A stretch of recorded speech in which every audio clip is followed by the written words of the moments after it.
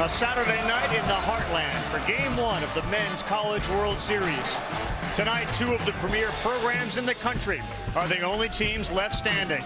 The #1 overall seed, Tennessee. #3, A&M. An all-SEC best 2 of 3 for a title. Anyone's list of how has this college baseball team never won it all has to include Tennessee and Texas A&M. One will finally find Omaha redemption. 300 teams when the season begins. A bracket of 64 is now down to its final 2. Tonight we begin the best of 3. In the air, left center field, Tennessee walks it off! The Volunteers are the nation's #1 team. A Big Orange run-producing machine. Powered by a historic performance. And he's gone! A cycle for Christian Moore! The Aggies have overcome an injury-packed postseason thanks to an old-school 12th-man mentality. The 12th man's unbelievable. We need to try our hardest, not only for us, but for them too. They've been the best fan base in the nation. And a next-gen approach to pitching. Gets him to chase a slider away. Quick bullet to the puddle. We don't know who will dog pile at the end. We just know they've never done it before, and they are ready.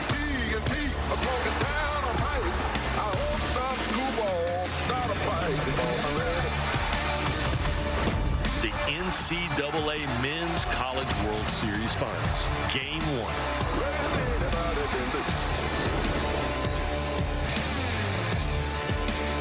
Come on, everybody, inside as we welcome you to the NCAA Men's College World Series. It is presented by Capital One.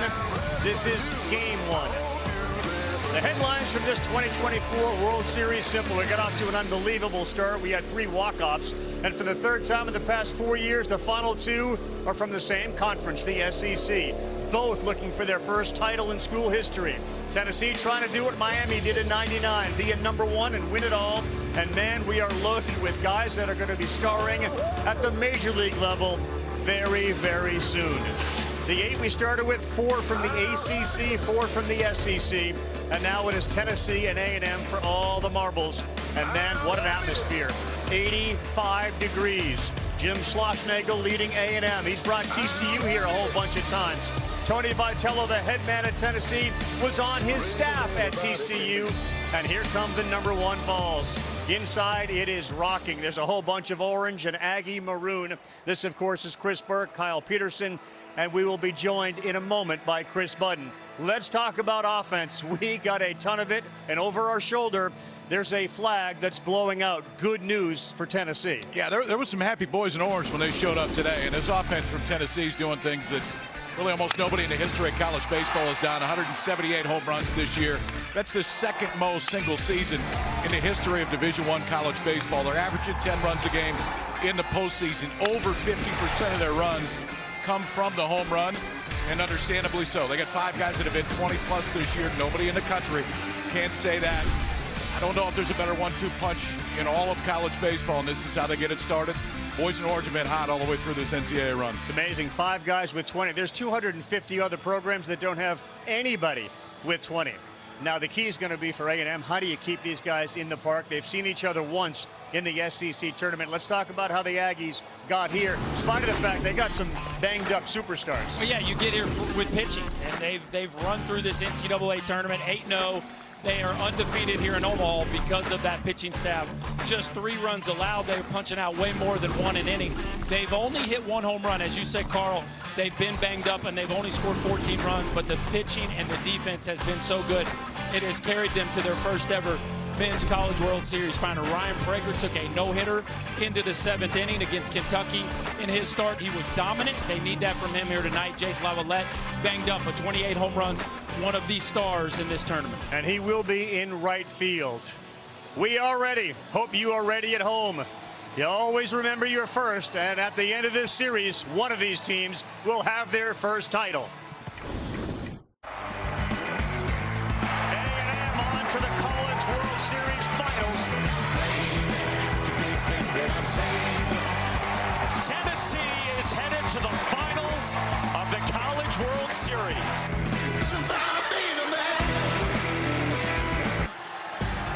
Just about set for the first pitch. The NCAA Men's College World Series is presented by Capital One. What's in your wallet? That's a home run. We send it down to the field. There's Chris Budden. Well, Christian Moore, the kid from Brooklyn, New York, came to Rocky Top with one mission in mind. That was winning a national championship. And now his final year wearing that Tennessee uniform, he's 2 wins away from making that dream a reality. If I could write the script, I mean, obviously I'll write us winning. Tennessee is headed to the finals of the College World Series. You dream about it, you know, being in a national championship series. You talk about it all year long, and then you get to the moment, and it's a feeling that you've never had before. Nothing compares to it. Boy, had they shined here over the last couple ball games. Last 3 years, that's all I've been thinking about. It's winning a national championship. It's a long time to think about something. So it literally, it'll mean everything to me. Christian told me yesterday he replays his at-bats from last year in his mind over and over, particularly the ones against Paul Skeens. It reminds him of one thing to remember when he steps in the box, and Ravi, that's to slow down. Yeah, slow down and also look at it as a competition. It's me against the guy that's on the mound, and I have to win. A little unconventional the way Tennessee starts. They start with an opener in game 1. And when they've done it this year, they've been really good. It's the 11th time Tennessee will do it this year, where Chris Stamos will start. A.J. Causey's already in the bullpen, and he'll get going whenever they think is right. In those 10 starts, Tennessee's 9-1. Unconventional, yes. Successful, yes. It's been very successful this year for the Bulls. Yeah, more important, right? Take a look at our batting order. It is brought to you by Capital One. A couple of numbers to think about with this team. Walks, 413. No team has walked more. Yeah, that's where they hang their hat. They have not hit a ton here in Omaha, so they're hoping this offensive night, the offensive conditions, gets this lineup going. One of the reasons they haven't hit, we talked about the injuries. Braden Montgomery, of course, he broke his ankle. He's out. That's a 27-homer guy with a plus 300 average and a superstar high draft pick. He is right there. He has been leading the cheers and the chants, but he's not going to have an impact on the field as we get set for our first pitch of game 1 of this World Series. With a sellout crowd, standing room only, the NCAA announced early this afternoon there were no tickets left. Gavin Grahovac leads things off.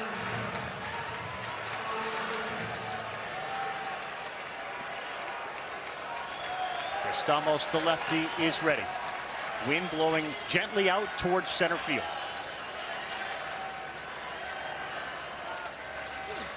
And we are underway with a World Series and a strike 1 from Stamos to start.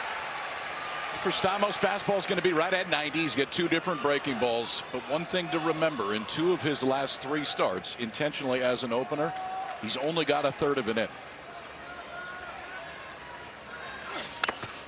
Deals in Grahovac, third baseman, freshman, fouls that off. Yes, Tony Vitello, there is no script before the game. As he said, we kind of vibe things out. Sometimes it makes sense, sometimes it doesn't. There's no rhyme or reason to number of pitches, number of innings that he may be in there. And then they'll give way to A.J. Causey, who's got 13 wins, most by a Tennessee pitcher in a long time.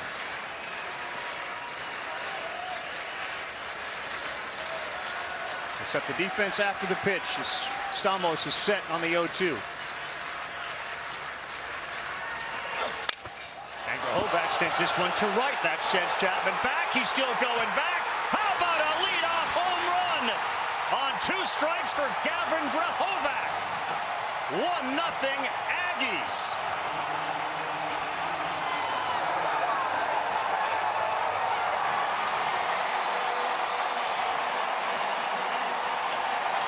Well, we said it was going to be offensive. The wind blowing out.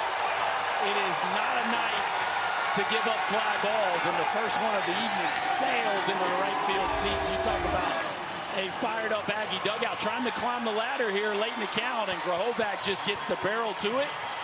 And all you got to do is backspin it up in the air tonight. It's got a chance to go, especially to the corner. See Chapman run out of room on a ball that easily sails into the seats. 1-0 Aggies. Grahovac's got the orange number. He went 2 for 5 with 2 homers in the supers against Tennessee. As the first pitch to Lafayette is high. That was on an 0-2 pitch. And Grahovac took him out to right. Tennessee goes into a shift against Laviolette. He's dealing with a right hamstring issue. Hard for him to run. 2 balls, no strikes. These teams only played one time during the regular season in Hoover, and Aggies didn't do a ton there that day, but Grahovac with 2 homers, staying hot against the Vols and limited number of at-bats. Freshman record for Grahovac. That was his 23rd, his 5th leadoff homer. The 2-0 to Laviolette. That is down, and since he hurt his hamstring, guys, he's 0 for 6. A.J. Causey was stretching and had the bands out right when this inning started, and I would assume he is going to have a baseball in his hand very quickly.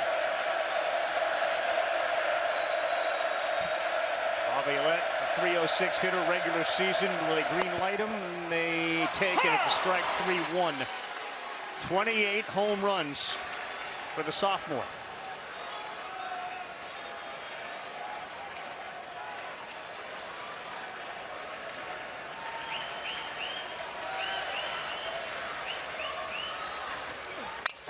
Almost 3-1, popped up, and now they're going to have to move. Left fielder went out, driving, now coming in. Does he see it? He does, and there is 1 man out. Most successful A&M team in near 80 years of history. They beat Florida 6-0 on Wednesday night to move into the finals. They got 52 wins, 13 losses, and there you can see the righty Causey, who's a completely different look than the lefty on the mound, and a different look by right-hander standards. Jackson Appel, the catcher, the senior.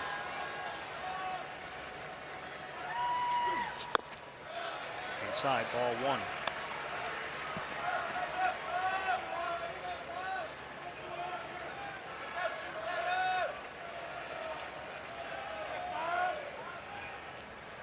Three-hole hitter with 32 walks and 32 strikeouts. A good eye as he brings them in there for a strike.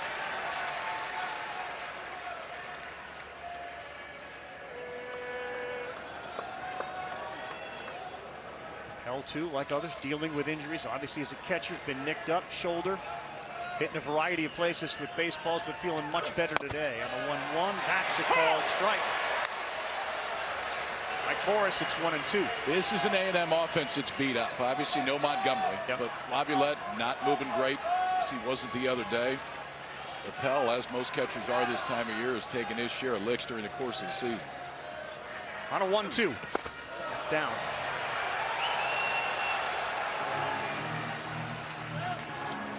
Braden Montgomery turned photographer during this. I kind of like that. He's down there making himself useful. 3rd year in a row he's been here. Broke his ankle in Supers. Leads the SEC with 85 driven in the last 2 seasons before this. Came to the College World Series with Stanford. 2-2 on the way to Appel. Heard the grunt. That's a fair ball down the line. And Appel, who's dealing with a hamstring of his own, sees it go into the corner. He will stop at second base. A home run and a double for the Aggies here in the 1st.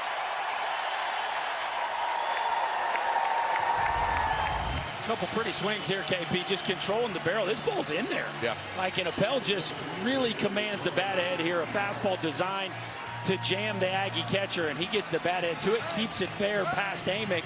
And boy, the Aggies look sharp. This is an offense that was struggling coming into this game here in Omaha. But boy, do they look sharp here early. Hayden Schott, the DH, the senior, hitting 400. He's 4 for 10 in Omaha. That pitch is in there for a strike. He's a 370 hitter with runners in scoring position this season. That is second only to the injured Montgomery.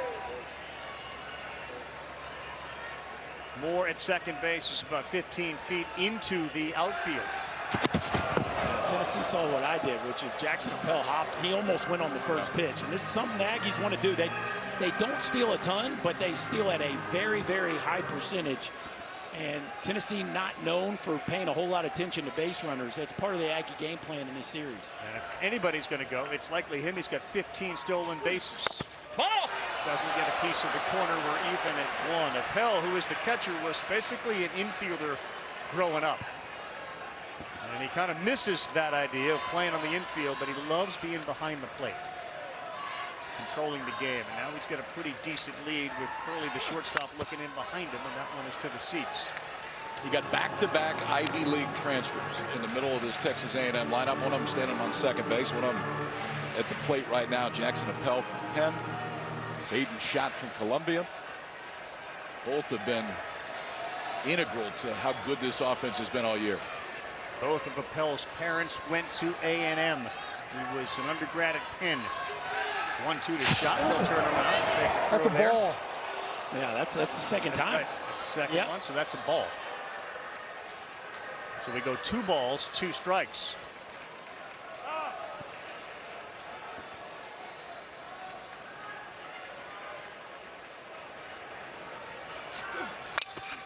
Back up the middle, takes a hop off the mound, a tough hop, and no play for Curley. It's short. Hayden Schott rolled it straight back up the mound like a bowling ball hitting the head pin, and it took off. And Curley had a short hop, and all of a sudden, first and third for the Aggies.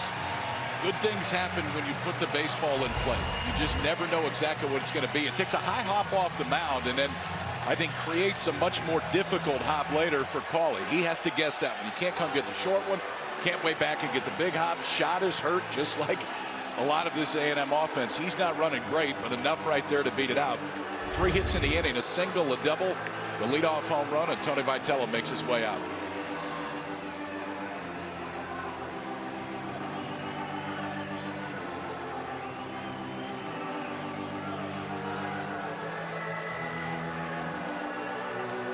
They're going to give an error to Curley on the play at shortstop.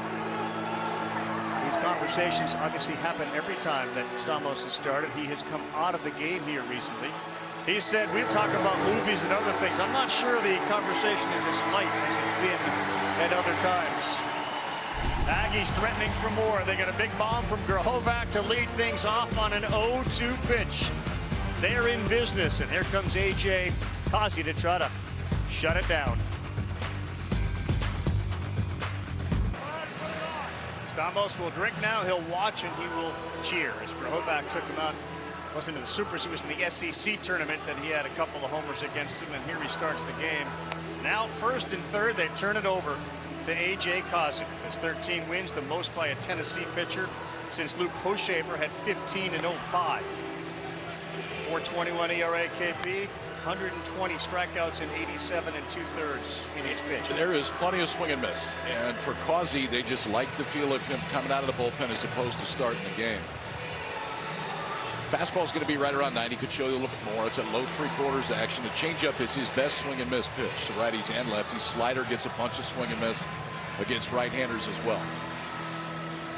Feels like if you're Tennessee right now, if Causey can go get you 5 or so, that's a pretty good number.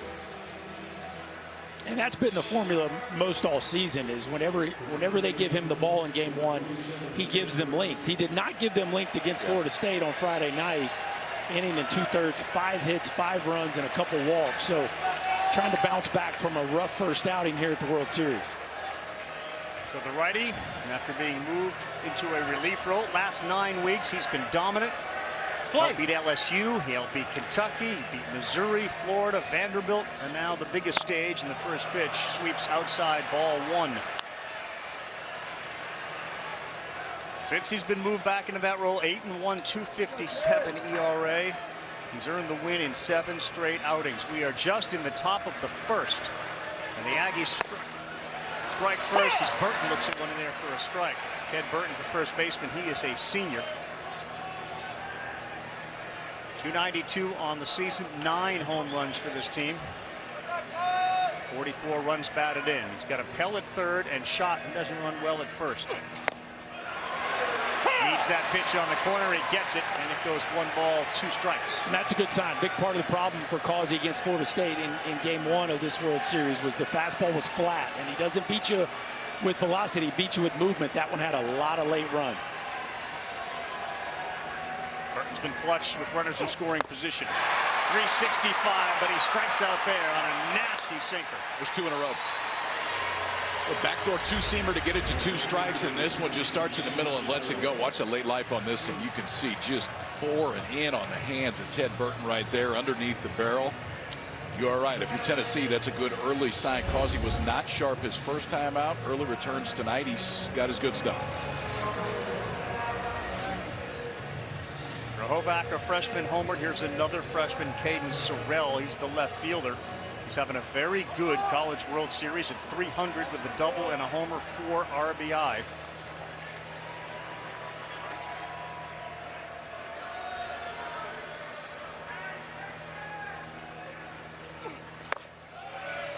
Away.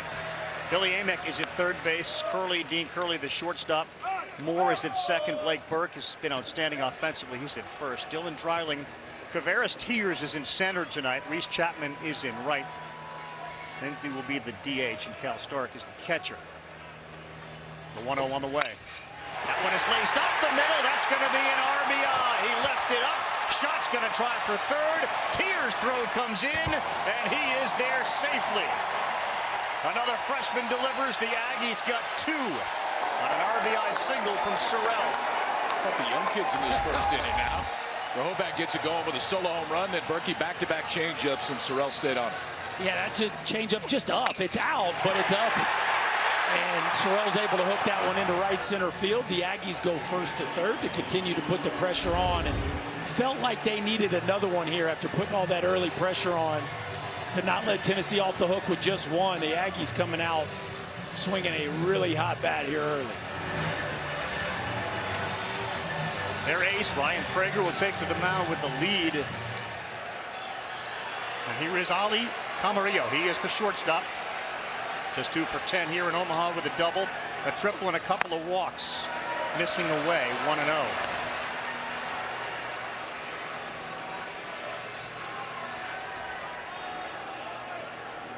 Sorrell's got 8 stolen bases. He took a chance shot with that banged up leg going all the way from first to third, and a ball to center field. 2-0. Shot looks like he's really struggling to move, but we've seen him score from first on the double. He obviously was able to get down to first base line on the chopper to Curley, and there he just goes first to third. He did not hesitate. The minute that ball was hit, he was thinking third. Runner goes, Sorrell. They will not throw down. They won't have a chance as Stark couldn't handle it. And now 2 in scoring position. Sorrell steals his 9th of the season. I think early indications from A&M that they're going to be active on the baseball. So almost stole third base, ended up putting the brakes on. That time the freshman off and running.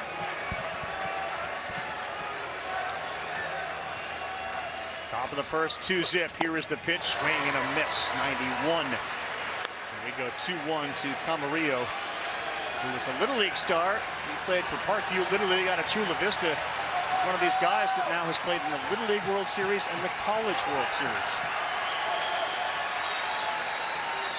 2-2. Play.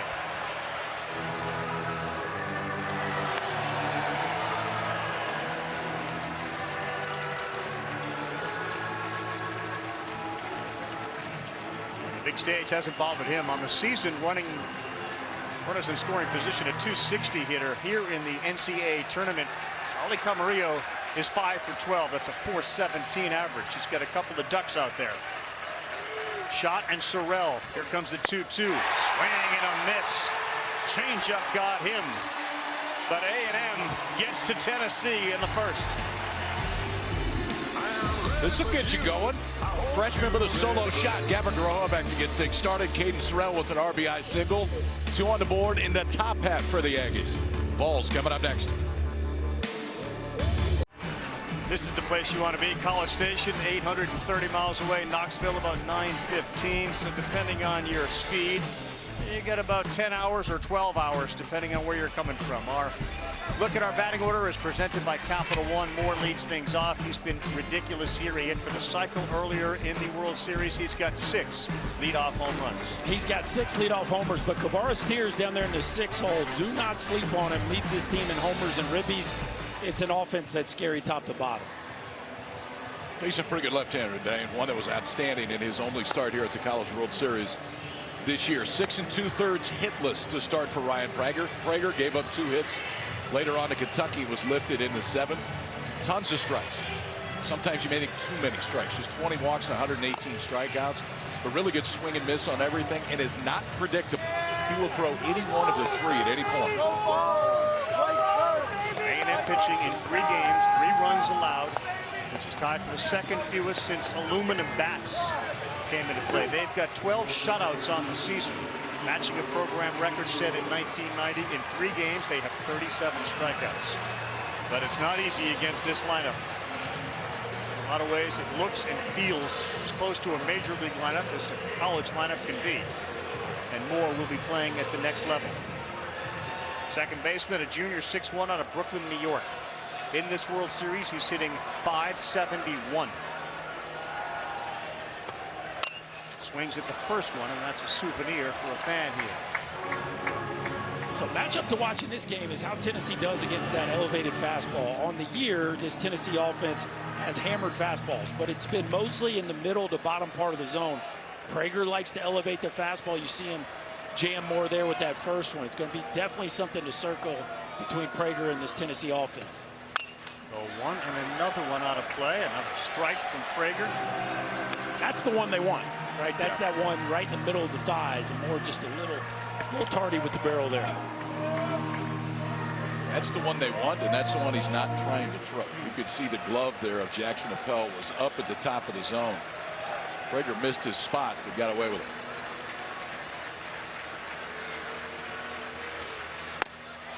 High one, it's 1 ball and 2 strikes.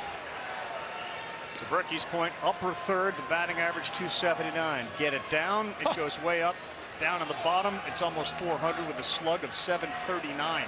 Yeah, the slug is obscene when the ball is middle to the bottom. They homered in 63 of their 70 games, and now it's even at 2-2.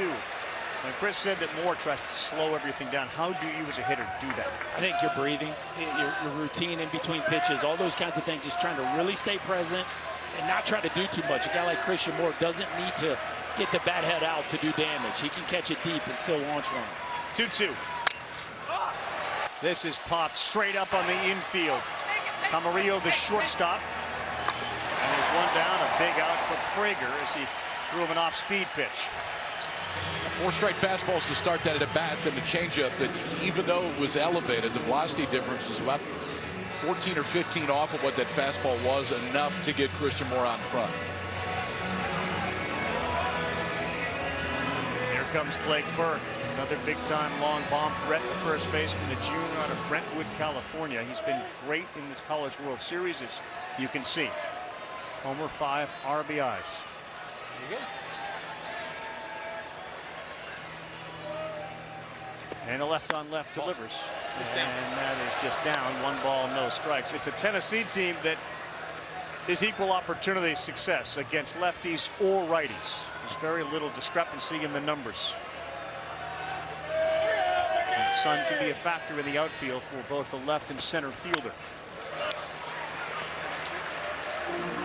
Yeah, shadow is always a factor this time of day. You can tell certainly the case here this evening. Prager standing in the sunlight, the hitter in the shadows. It can always be a challenge for the hitter to pick up the seams in these conditions. A 1-1 count to Burke. Inside 2-1.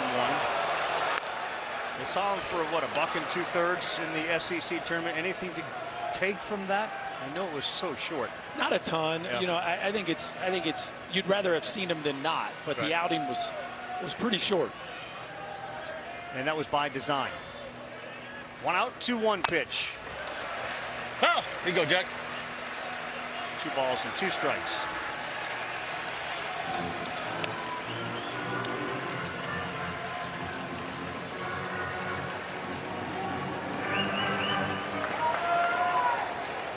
Very aggressive offense the coaching staff has instilled in these guys, and it's been a 3-year process of grinding with Vitello and his staff, trying to get the best out of Burke.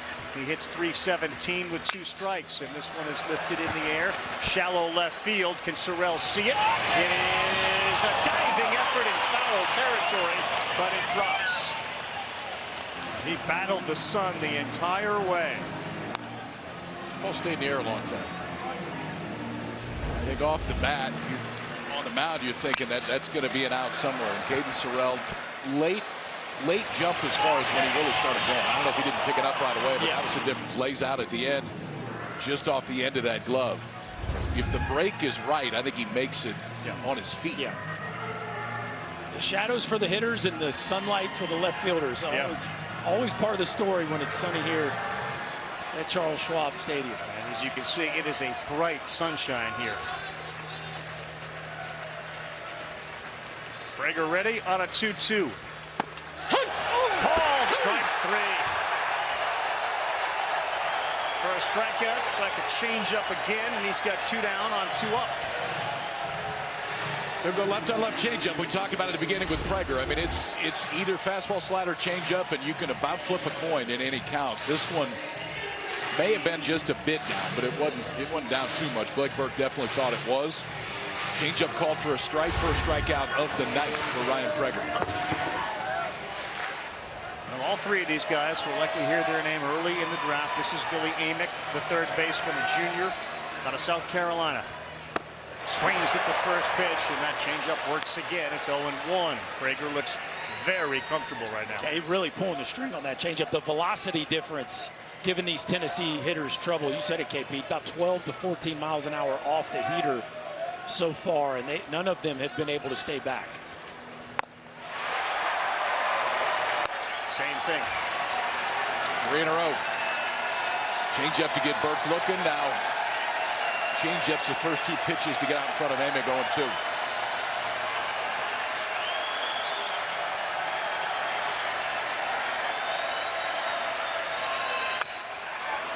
And he pulls it foul.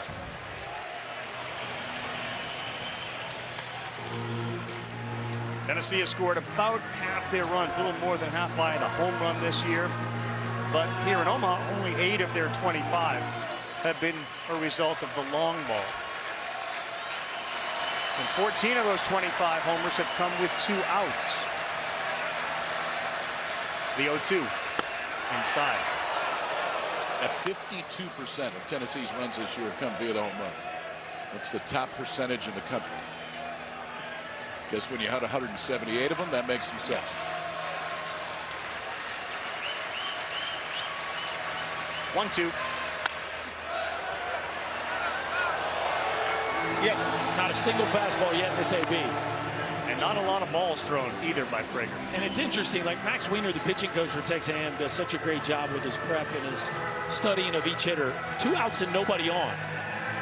All soft so far. It'll be interesting to see if this matchup happens later with runners in scoring position, if he totally flips the sequence. But early, definitely trying to set Amick up with soft stuff. Prager's 17th pitch is away, and it's 2 balls and 2 strikes. Yeah, and Weiner there, they will bounce ideas off of the offensive coaches, the players. You know, what would you be thinking in this situation so you can think along with the opposing hitter? That's Max right there. He left the Mariner organization to come here to be the head pitching coach for A&M. Just missed down. Right side of the infield, Caden Kent, Ted Burton, they were heading to the dugout, thought that was strike 3.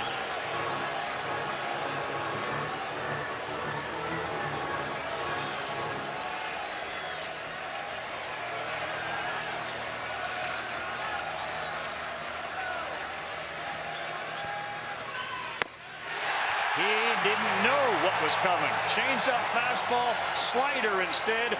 And he swung when the ball was virtually in the glove. What a start for Prager. 2 punch-outs in the first. 2-0 A&M after 1. The Men's College World Series, it will continue. Game 2 of the finals is Sunday, June 23rd. We'll be on at 2 Eastern time, and it's on ABC. More information of television schedule and any other Men's College World Series intel you want, NCAA.com is your home for all 90 NCAA championships. It's been a bit since either of these teams have won a championship. Schlossnagle, 16 total wins at the Men's College World Series, 3rd most among active coaches. Corbin and Kevin O'Sullivan have more. Causey ready to start this inning off, and he throws slider at the knees, ball 1. This is Caden Kent. He is the son of Jeff Kent. He's here with his wife and Caden's mom as he takes another one. And this guy has been red hot. 455 at the World Series. Got an opportunity to play when Montgomery went down. Turns out the clutch gene is there. Yeah. Is there in this one. Very few guys that could hit with runners in scoring position in his generation, as well as that man right there. And his son has certainly proved up to the task this postseason. Dad Jeff doesn't show a lot of emotion regardless of what's going on the field. And that's another one that's in there for a strike. 2 balls, 2 strikes. You'll see him that way if Caden hits a single or a double. Mom will cheer like crazy. He said, I asked him, I've seen that my entire life. Not a surprise. He'll occasionally give him some encouragement when maybe he's in the batter's box. On a 2-2, wow. Big time swing and miss. How about that effort by Causey?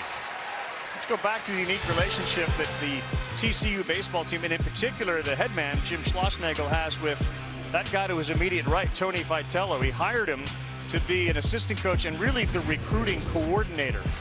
And ultimately, Tony was responsible for much of the foundation of the teams that kept coming to the World Series. 14, 15, 16, before he was off to Arkansas. Tony Vitello. And now here they both are in opposite dugouts at the World Series. Ozzie pours in another strike. This is Travis Chestnut. A TCU program went 4 years in a row, 5 times overall under Schloss. Of course, Kirk Sarlos brought him back last year, but that was quite a run TCU had in the middle part of last decade. Well, 2 of those times it was going through Texas A&M. Right. The value of recruiting in college sports, regardless of the sport, is the biggest difference maker. Both these guys are phenomenal at it, and the support that they get from their supporters, boosters, is incredible. They grind, man. They're on the portal. It doesn't matter what game you're playing, where you are, portal, and let's get set for next season while you're still in this one. 1-1 gets the call on the outside corner. Mike Morris is calling balls and strikes tonight. Those teams that aren't here, they're not going to wait for you to finish when they hit the portal. There's a whole lot more to do here than just what's on the field. All you got to do is follow on social media. Florida, Kentucky. So we take a look at UpCam from Mike Morris. Swing and a miss. Causey, since coming in, has struck out 4. That's 3 in a row, 4 of the last 5 for Causey. Who at least early looks like he has all 3 going. The 2-seamers got really good run and sink. The changeup at one point had 22 inches of horizontal movement. That's more than the width of the plate that it's moving going towards home plate. And that time buried the slider for a second straight strikeout this inning. Here is the home run hitter, Grahovac. So between the SEC tournament and here in Omaha, he's played 2 games, and he's got 3 homers against Tennessee. That's inside for ball 1.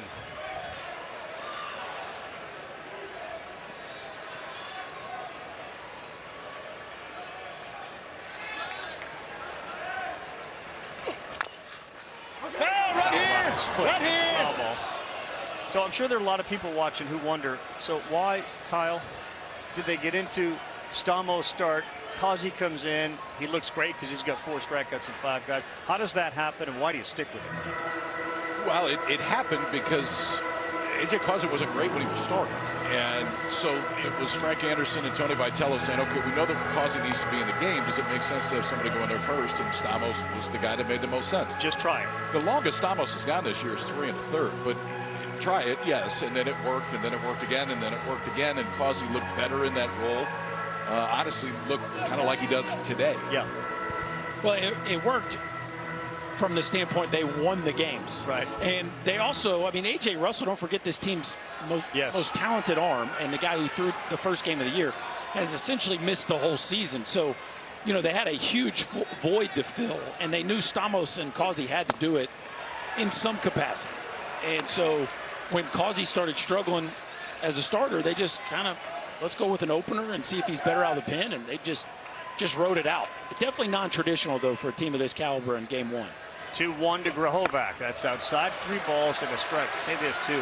Grahovac looks very comfortable as a freshman at the plate in a College World Series game. Sees the pitch really well. Laviolette on deck. They're 2 down, and it's 2-0 A&M after they got 2 in the first. And into the bat, that's a fair ball. That should be an easy one for Cousin, and it is. A much better inning for the Tennessee pitcher. They go 1, 2, and 3. Ball's coming up with Dreiling, their cleanup hitter, after this. Welcome back to Omaha. Usually before a game, you see the starting pitcher in the bullpen, just him and the pitching coach and the catcher. That's not how it works for A&M. This is 10 minutes before first pitch. Every pitcher is out there. They have a boombox, music blaring. Max Wiener told me sometimes weird things happen in baseball. I didn't tell them to do this. It started organically, and we just kept doing it. We like how hype it gets between these guys. The rest of the pitchers stay out there in the bullpen, but it is an interesting and fun scene just before first pitch. Yeah, especially when you get a guy like that, you know he's going to be pretty comfortable anyway, so let's do that. We can contribute to Prager's success. We'll do that to you tomorrow when you're filling your scorebook out.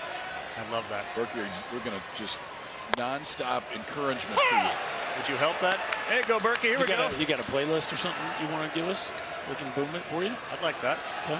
Brown and Zach Brown, Chesney, Zach Bryant. It doesn't matter. I took you as more of a Snoop guy. Neil Diamond, Hall & Oates, John Denver. They work. Prager was phenomenal in the first. He struck out Burke and Amick. It's Dreiling, Ensley, and Kavaris Tears on a 1-1. You bet. You have to be a drone. This is not a bad place to be a drone, or people on that boat. It's a good river day today. Dreiling, a 361 hitter against lefties on a 2-1. Does get the call. Strike delayed, strike call. That did feel a little tardy there.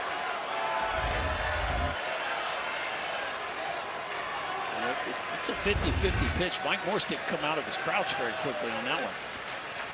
2-2. Dreiling beats it into the ground. Slow hopper. Second baseman can't field it. That's Kent. That's an infield hit for Dylan Dreiling in the first of the night for Tennessee. Don't know that he was going to throw him out anyway. I'm with you, Ravi. That should definitely go as a base hit. Just an emergency hack here on a slider down and away by Dreiling, who can sneaky really run. Kent's got a do-or-die play, just cannot corral the transfer there, and Tennessee's got a leadoff base runner.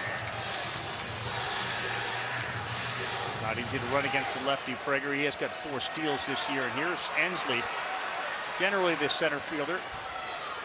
And we got a beach ball in left center field, so that's going to be a pause. Ensley made one of the great against-the-wall catches. The Tennessee seemed to have a handful of them, and they did. Ensley had one of them, and he kind of jammed up his hamstring. So the thought from Vitello earlier today was, do we use him as a DH? This is the catch. And hopefully have him for games 2 and 3 if necessary. You'd think the pain would come from the absorption of the wall, but it actually was a hamstring he hurt on the run to get it. Yeah, because he had to get full throttle to catch that baseball. Did we clean the eye black off finally? Is it still out there? Another shot. But after he came to his senses, nope, still there. That's called leaving your mark. Hunter Ensley has done that. Let's just call that the Hunter Ensley mark from here on out. That catch was worthy of it. 182 at the College World Series on the 0-1. That ball is pulled and foul. Ensley didn't know that he made a mark there on the wall, but they were watching video back, and he was like, that's pretty cool. So when they came here yesterday for BP, he went out there, gave a little picture, a little memento of it, and said, I hope they keep it there. Yeah, I thought we were going to, tape the whole body eventually up there. Or Tears. Like, we could have had a whole bunch of bodies against the wall of Tennessee players. Drew Beam's idea was to do it. Prager ahead 0-2. Dreiling off first. And he will look over to first, and he had him leaning a little bit. Interesting. Dreiling did not see that move quickly, and it makes you wonder whether he was thinking about it right there. 0-2 is usually not a great run count, especially against a guy who likes elevated fastball, but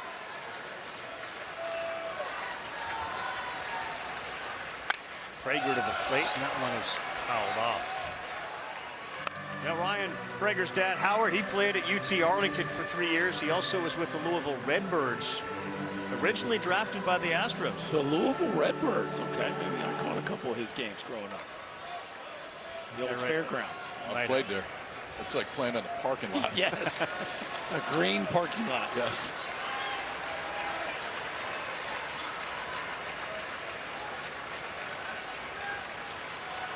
Plenty of time on the pitch clock for Prager, who now comes to the plate, and this one is headed towards the dugout, and it will get into the screen and then the seats.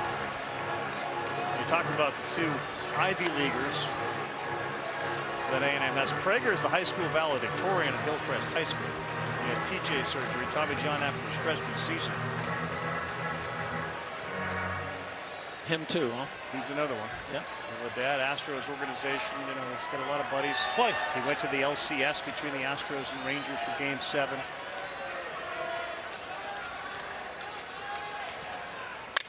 And Ansley into left field. That's going to get down. Dreiling will touch second. He'll head to third base. And the Volunteers are in business with nobody out, 2 men on a Hunter Ansley single to left. Well, he had elevated the fastball to pitch before. Inslee did a nice job of just catching a piece and keeping the AB alive. Then he gets a hanging changeup and extends the barrel just long enough to barrel this thing up into left center field. Does a nice job on a changeup that catches way too much of the plate, driving that ball into left center field. Dreiling puts the gas pedal down and goes first to third.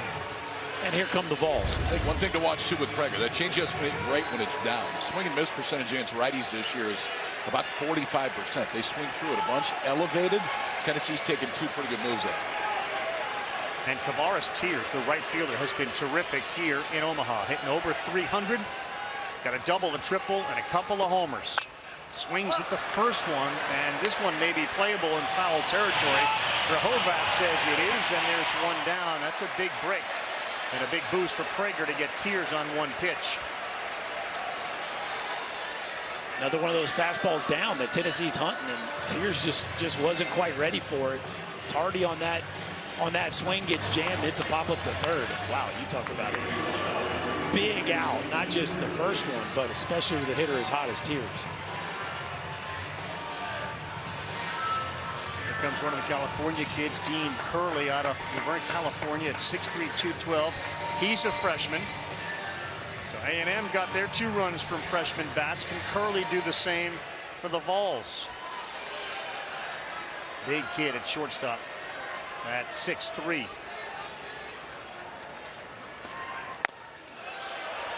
Ball to knees. Strike 1 from Prager. I think they'll try to crowd him too, fastball-wise. That front foot just a little bit closed for Curley, and it's right on top of the plate. Prager's ability to really pinpoint fastballs. Could see him try to crowd him with that pitch during this at-bat. Prager would love a double play. Ball up the middle. Instead, an RBI. Curley delivers, and it's first and second. The Vols on the board as the freshman comes through. Berkey, that changeup is a very different pitch to hit when it is up. And the last few that he has thrown have been up. Ensley singled on the pitch, and the freshman Curley does the exact same thing here. Yeah, it's almost a photocopy from the one with Ensley. That fastball just begging to be hit in the left center field gap. Middle. Curley just a click out in front, rifles that ball in the left center, and here comes the Vols with a couple really loud swings of the bat here by their right-handed hitters. Clutch Gene and Curley too. He was a .323 hitter with runners in scoring position. The Vols are on the board. There's one down. Here's Reese Chapman. He's the right fielder.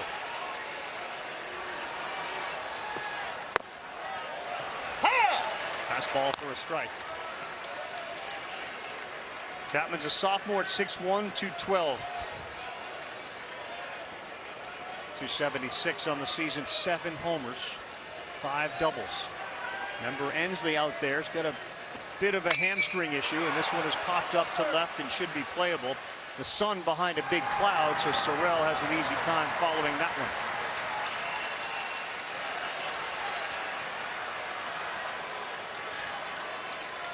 Two down, and the 9-hole hitter is Cal Stark, and this would be a good time for the Volunteers, number 9 hitter, to get his first hit in Omaha.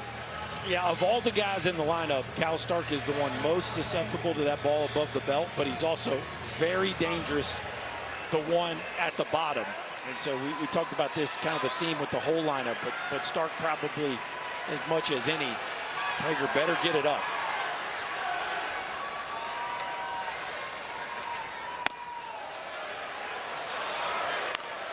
One ball, no strikes to the Knoxville, Tennessee native, a senior 6'1", 200.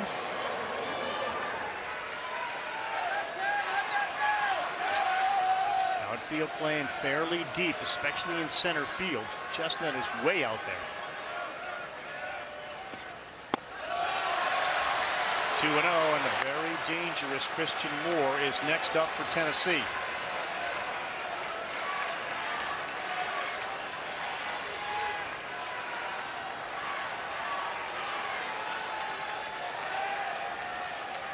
Stark is a .290 hitter with runners in scoring position. Here's the 2-0. He squares and pulls back, and that's a strike.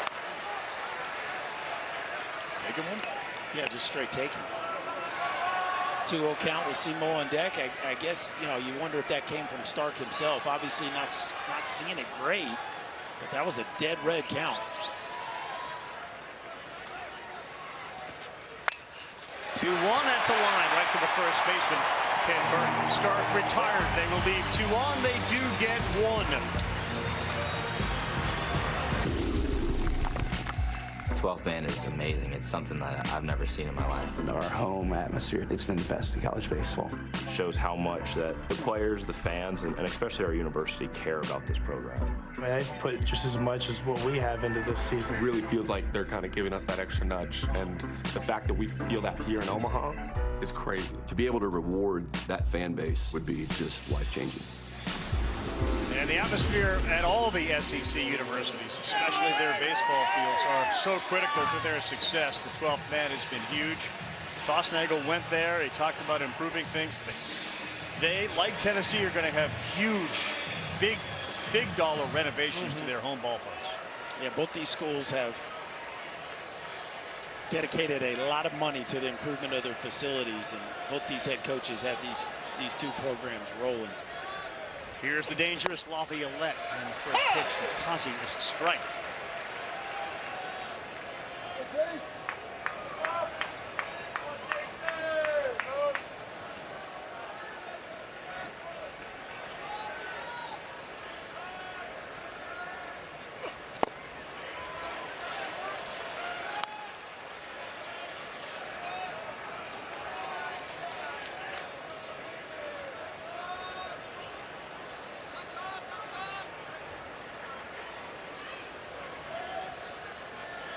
One on the way.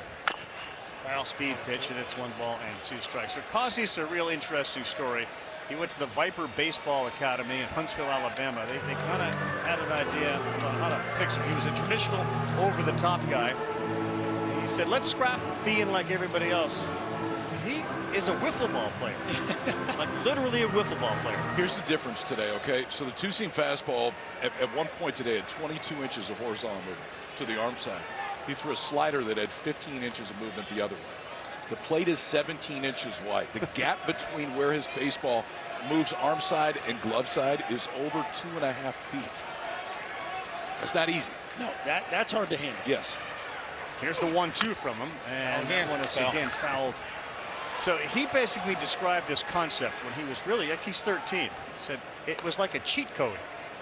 I tried it, I fell in love with it. It almost made pitching like a game to me, like wiffle ball.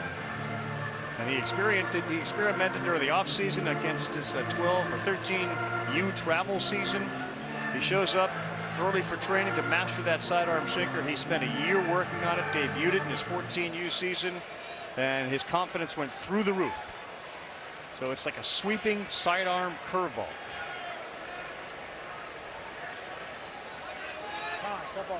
Well, it's a very unique look.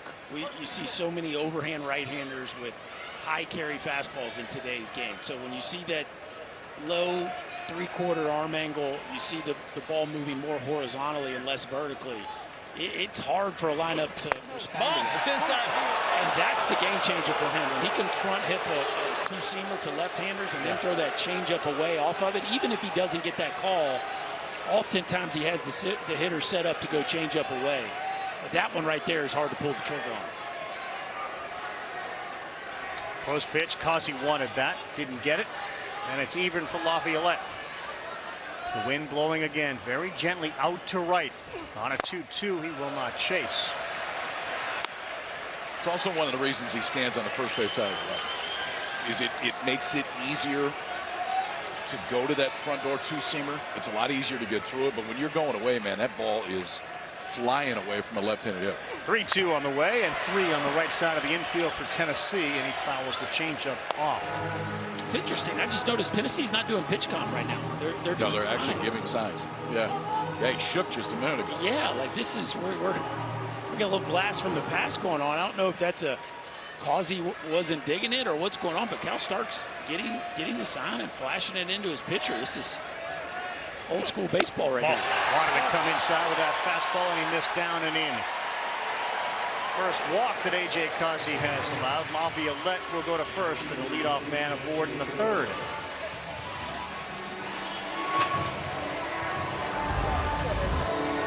He's trying to go back to that front hip two-seamer, and you can see it fighting to get back, but that one did just miss. Just missed down, and Laviolette will be on there, which in normal situations, Laviolette is a threat to run. He is not right now. That Tennessee bench is not too excited about the home plate umpire right now. Here's Appel. He doubled his first time up, came in on the RBI, and that's another one that missed in. Was the fastball, though, the changeup.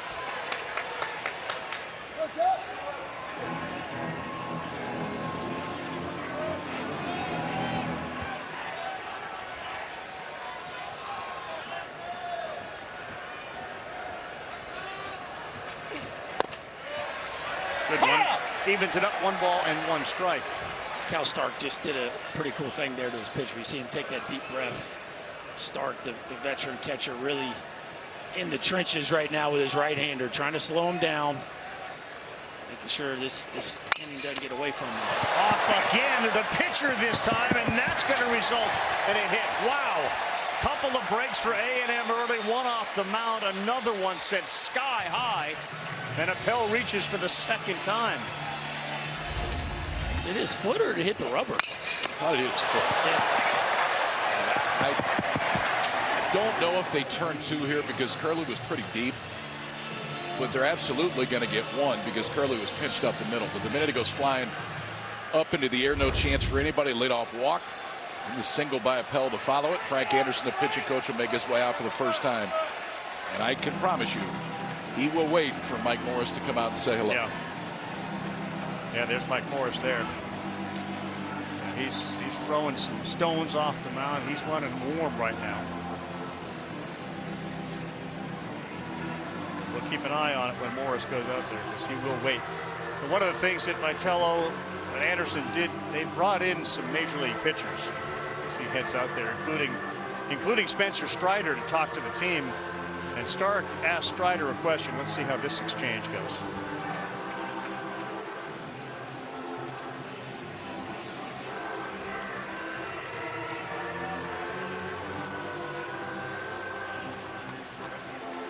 He is talking to the home plate umpire. You're just not seeing the home plate umpire in the shot. But that entire 15, 20-foot walk was a conversation, kind of a one-way conversation, but it was a conversation.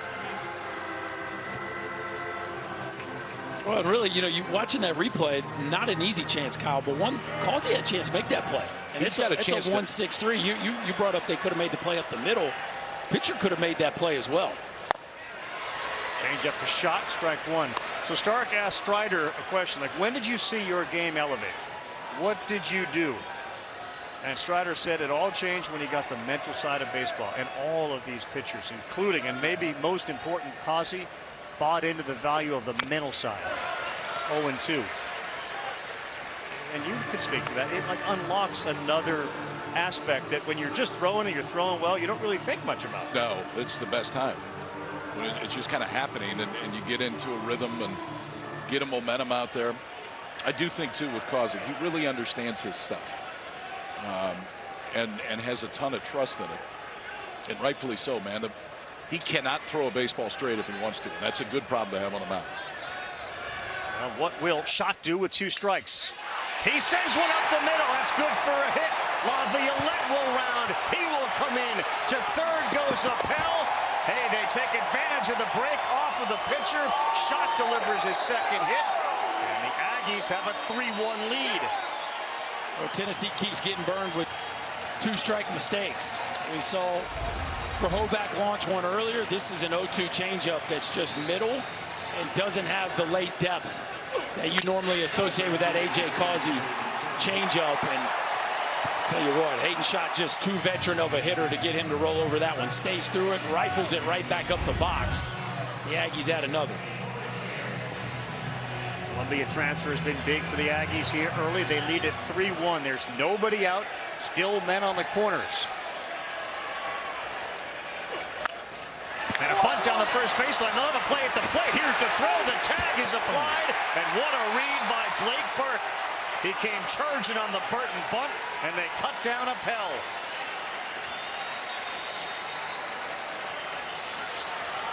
It was almost like he bunted it too hard, Kyle. He did bunt it too hard, and to the wrong guy. Yeah.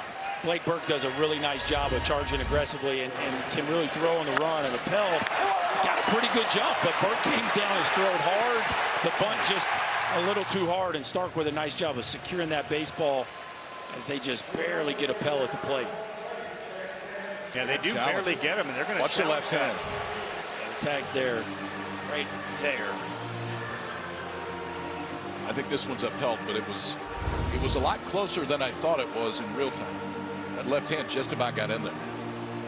First glance, I wasn't sure Appel got a great jump, but you look back at it, he was right on time. I just think you got to credit Burke for getting downhill.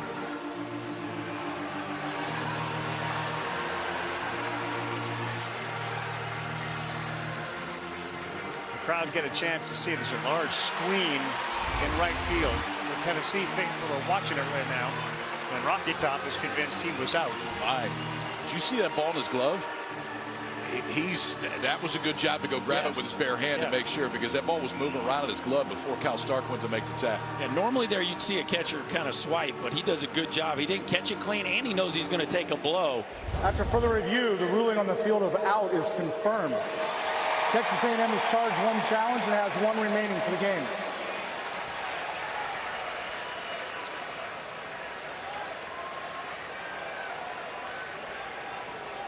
So Schott delivers the RBI. They ruled that first time he reached an error. Although it was going to be really close whether he was going to be out or not. He's reached twice. The RBI there. And now another guy with an RBI, the freshman Sorrell. So Burton is at first. Schott down there at second. 3-1 A&M here in the third. Fastball for a strike.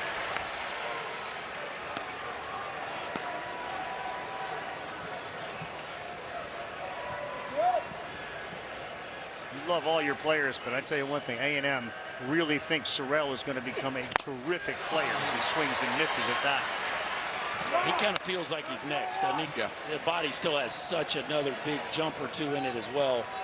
He's already proven he's got plenty of juice in that bat, but I would not be shocked to see this one hit 20 plus next year. He's got 11, and here's another 0-2, and that's over the center of the plate. Another 0-2 miss coming up with it. Chapman who'll go to second. The run shot will score. It is 4-1 A&M. I think most of the Tennessee players, aside from Reese Chapman, are a little bit confused as to why this throw went to second base. Hayden Schott is not running well right now. And I was a little bit surprised that Nolan can't send him, but Berkey, they got a real chance if he throws home right there. That's just your right fielder forgetting who's on the bases there, Kyle. I think normally a ball that bounces 3 or 4 times before it gets to you, you're thinking just throw the ball in and keep the runner from going to third base. But he totally lost track of the fact that Hayden Schott was on second base, and I'm with you, Kyle. That definitely would have been a play at the plate. Another 2-strike hit, though, for the Aggies, who lead it 4-1. Oh. Causey's guilty of right now, he's just throwing too many strikes. Yeah, you saw where Stark set up on that pitch, way outside him. Nothing sailed right over the center. Sorrell had a great night already. He's 2 for 2 with a couple of RBIs. He's got a stolen base. He's at first. Burton's at second on the 1-0, and that's in there. Tell you, this Aggie offense has been awfully impressive, though, throughout the College World Series, of being able to manufacture offense without the need of the home run. Because for the most part, it was a very home run heavy team throughout the course of the season. But they have done a nice job with runners in scoring position, especially in this ball game.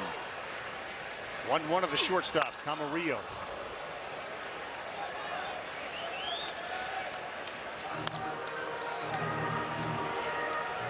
Three games prior to this, I mean, they had just one home run, and it was Sorrell. It was a freshman that had it. And Grohovac, the freshman leadoff hitter, started things with a bang today. Been about a month since the Aggies have lost. And a chopper to third. That's going to be a tough play. Fielded on a short hop. He threw it away. Amick short hopped it. They're going to get 1 run on the error. Billy Amick made a great play to scoop it. He had time and he threw it away. And the error allows Camarillo to go to second. It brings Burton in.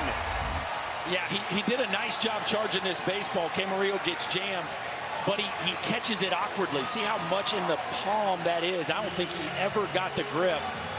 You see just how awkward that catch was. So when he goes in to get it, oh, it doesn't look that bad as he lets it go. But he throws that one a good 10, 12 feet short. It hits the lip of the grass, and Blake Burke just had no chance. 2 errors tonight for Tennessee. The bounces have gone the Aggies' way, and here's Kent, who's been terrific. Ball! Ball just missed. It's 1-0.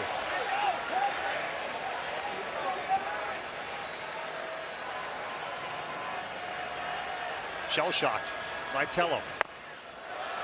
Well, it doesn't feel too dissimilar to game 1 against Florida State. I mean, it has a very similar theme. They're not sharp on defense. Causey's making some mistakes late in the count, and you got an offense against them that is really talented and cashing in.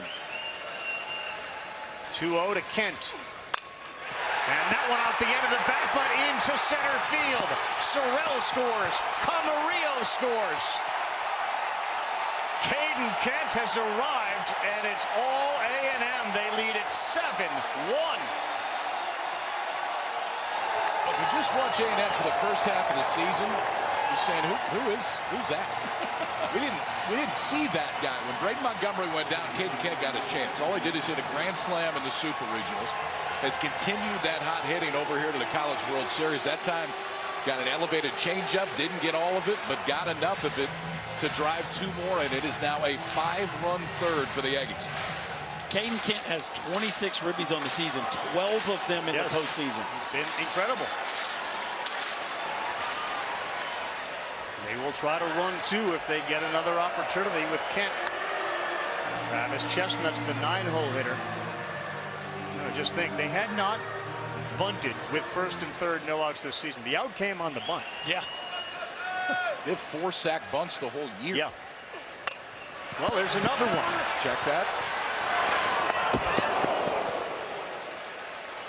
Chestnut moves Kent to second base.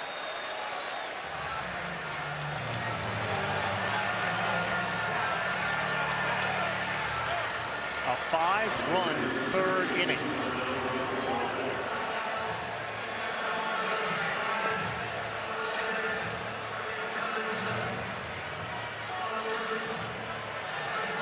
Has got to feel pretty good about the situation given Prager is on the mound, and here comes Grohovac, who's already left the yard once. 9th man to come to the plate with 2 down. Shot right to the second baseman, and that's where Moore was standing. He's out. Grohovac is gone. But the A&M Aggies got their fans off their seats, and they are standing. A 5-run crooked number. They lead 7-1 as we head to the bottom of the third in game 1. Well, there it is, the Bob Carey pedestrian bridge, which now has an extension, which by next year, if you're coming to Omaha, you'll be able to walk almost directly towards the ballpark. Beautiful, beautiful scenery here in Omaha, and Tennessee and Texas A&M game 2 tomorrow will be on ABC. That's 2 o'clock Eastern time, 1 o'clock local time, as they get network coverage, ABC, for game 2. Wild inning for A&M, and it's the top of the Tennessee order as they begin to try to chip away against the very effective Ryan Prager.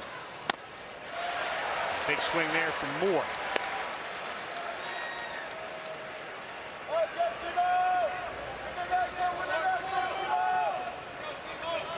Christian Moore, Brooklyn, New York. He went to a couple of different high schools, one in Tennessee, ended up at Suffield Academy in Connecticut, and they were on him early because his older brother was so good. Said he loved that experience. 0-2 was Prager pitching beautifully. Where's that?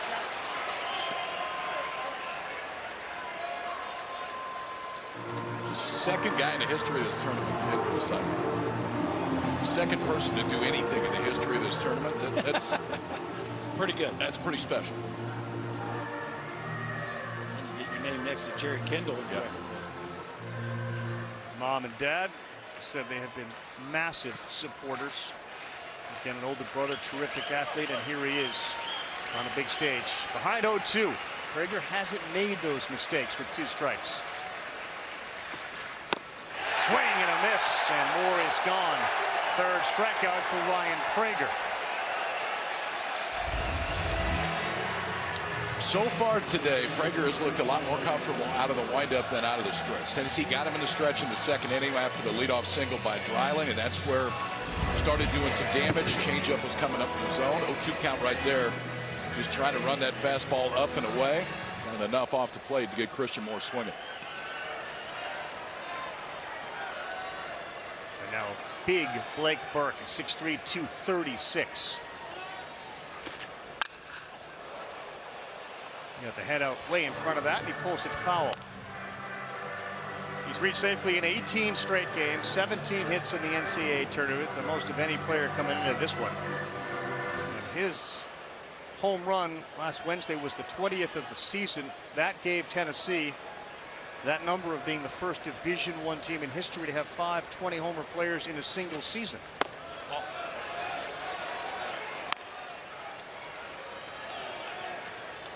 That number just never quite computes. It doesn't, because prior to this, they had 6 20-homer seasons. Ever. And you had one of them, Berkey. That's hit hard, and that's going to be a single for Blake Burke. 111 miles an hour off the bat. It sounded a little different. Yeah, it usually sounds a little different on Blake Burke's bat, 111 miles an hour. So as we said at the top, 5 players, Tennessee, 20 homers. There are no teams with 4. There's one, A&M, that has 3 guys with 20. There are 253 Division I programs who don't have a 20 home run guy. Like, that feels a little like overkill. We have 5 of them, and 250 teams don't have any. Selfish. Here's Amick, who'd love to make up for that area. He swings at that high fastball, and that's where Tennessee's vulnerable. 0-1.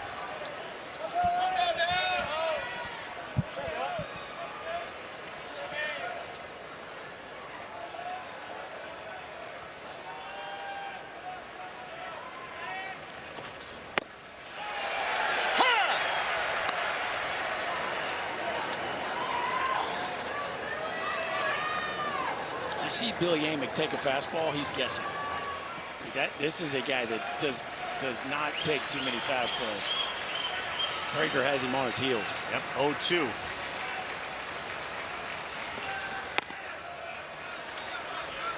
He struck him out last time, and it was a really defensive late swing. This at bat hasn't looked all that comfortable there either. Prager intentionally trying to run that fastball up and out of the zone to see if he could get chase there. Got him with a backdoor slider the first time up. He's ready on a 1-2. Burke's off first. There's one down. There it is again, and he's gone for the second time. That's what happens when that changeup is down. When it is down, Prager is going to get a ton of swing and miss, and it's exactly where he went right here. 79 miles an hour. See that extension? He gets all the way out in front of it, hand over the top of that baseball, so it really allows it to fall away from the right-handed hitter. 2 strikeouts in the first, now 2 in the third for Ryan Prager. like the way he pairs that four-seam fastball with the four-seam changeup, too. It's not the traditional two-seam look on that changeup. Amick just never differentiated the velocity in that pitch. 0-1 to Dylan Dreiling. He singled and scored. Duvall's only run of the game. Came in on a Dean Curley RBI. Prager, this will be pitch number 50. And that is up the middle. No play for Kent. Burke will think about it, and then he will wisely put the brakes on and dive back in. Single for Dreiling, first and second. Dylan Dreiling's got a couple of hits tonight. Yeah, I know there's 2 outs and you're down 6 runs. I thought Burke probably could have made that one pretty easily. It's pretty hard for the defense to stop you from going first and third on anything to center or right center field. But it looked like Tennessee just plays it safe right there and sets up a first and second situation for Inslee, who had a rocket into left center his first AB. Best 2 out of 3, game 1 of this Men's College World Series. And Inslee swings, and that is a filthy slider down and in. As Inslee said, and everybody that's a junior upperclassman, we're fighting for one more day together. Every day. Max we have right now is 3 in the same uniform. After that, we all go our separate ways. You got to cherish these 3 days. Gets the call away. How about those 2 pitches? That last one's about as good as you can do it. Back row breaking ball right at the knees on the outside black after wrapping one around Inslee's feet to start. Prager didn't give up a hit in his first outing. He's given up 5 here, and a big pitch coming on 0-2. Lifted into left field. That's going to get down. Burke to third. He's coming.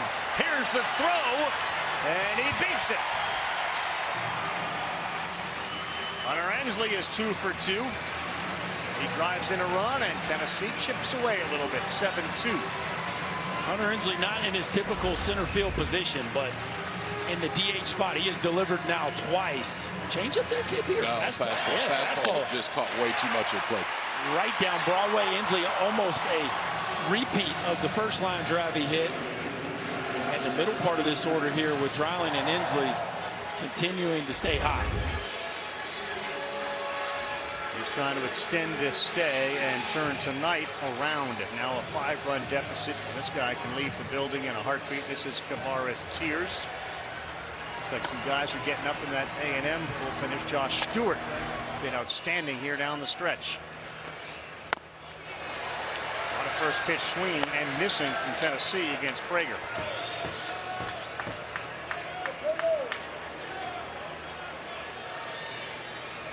Tears swung at the first one his last time up with a couple on and flew out to the third baseman in foul territory.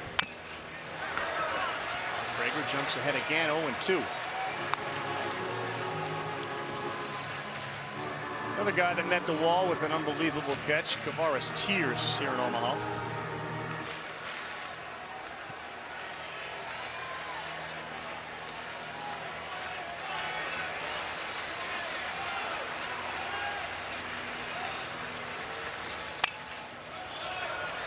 Right. Well, they got Tears his first time up, but in the NCAA tournament, his OPS is 1,700 with runners in scoring position. So, is that good? I feel like that's okay. That's a good number for a hitter to have. That's okay. It's a guy that has cashed in. And early in the year, they went with Tears in the 5-hole. Lately, they've been going with Inslee in the 5-hole and Tears after him. And you talk about a scary dude to face this part of the order. Redshirt sophomore, that one is high and tight. Out of Lewisburg, Tennessee.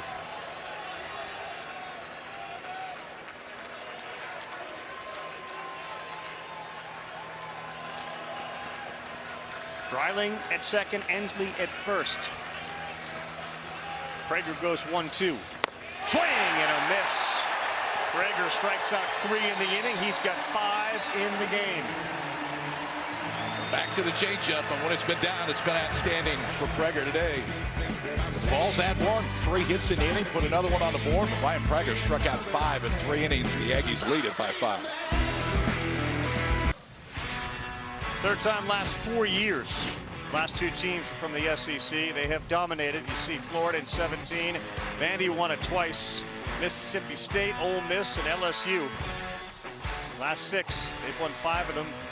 And this field has actually been a very equal opportunity field for different winners, you know? Vandy, the only team to win it here twice yeah. at Charles Schwab Field, which is, I think, fascinating. 13th College World Series downtown here, and we will have our 12th different winner. Vandy won it, you saw in 19. They also won it in 14. The first pitch is a ball that's down. Shows you how many teams are invested in baseball. How many different competitive programs are across the country. Sport is growing in popularity. There is no doubt about it. Look at these stands. Yeah. 1-0 to Laviolette. Gets the call on the corner, 1 ball, 1 strike. The investment that colleges are making in baseball is nice to see.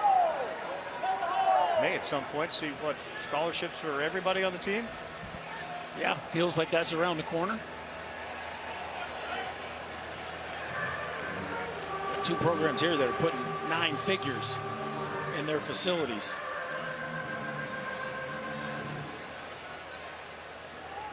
And make no mistake, the SEC has been the dominant conference in college baseball. Although, ironically, like the first SEC title was Georgia in 09. I mean, 1990. I'm sorry, 1990. They have since taken off. 1-1. It's a good pitch. 1-2. Yeah, that feels very recent. But you'd think baseball in the South would have been more competitive before that. But Georgia, the first team to do it. Before that, it was so West Coast heavy. 1-2, Laviolette will not take. So for the 15th time in the last 16 years, at least one SEC team is in the finals. And maybe it's just us. Maybe we don't like to acknowledge it. No, it's not like 1990 was last year. I mean, it is 2024. Freshman in high school. That was a while ago. Maybe that wasn't one. Yeah. Sorry to date everybody, but 1990 wasn't 2 years ago. Sometimes it feels that way, and more often than not, we act that way. But that was a while ago. But to think that it took the league that long, based on the way we view the league now, it is interesting. 2-2, Laviolette. He waits. That's down. 3-2. Well, and I mean, you talk about West Coast dominance before that. Now we're seeing West Coast kids on almost every SEC roster. I mean, we've got some in the middle on both sides today that are hitting right in the middle of the lineup. That didn't used to happen very often. Laviolette trying to get on as the leadoff man. He fouls that off. So a hamstring issue. People at home, he's a power hitter. He's got really good speed for a guy his size. What impact does the hamstring have on a left-handed hitter? Well, you definitely are feeling it in your legs. Now, it sounded like he got through the first game with it without any problems offensively. It was defense where it kind of gave him some pause. 3-2, he swung at it. That's a good one there from Causey. But no hitter likes to feel vulnerable in their lower half. I think from Laviolette, though, all signs are that he's feeling pretty comfortable with the bat in his hands. This will not make you feel comfortable. There's that front door two-seamer that he did not get the call on last time. This time Laviolette goes fishing. And that is a big first out after a rough third inning for Causey. Causey came in, remember, struck out 4 of the first 5 he faced. And then he faced 9 guys, didn't strike out anybody. He picked up his 5th here. Needs that call, and he gets it. They haven't been able to get a Pell out, a double, and a single tonight. Big part of that rally last inning when the ball off Causey went for a base hit. Totally changed that inning.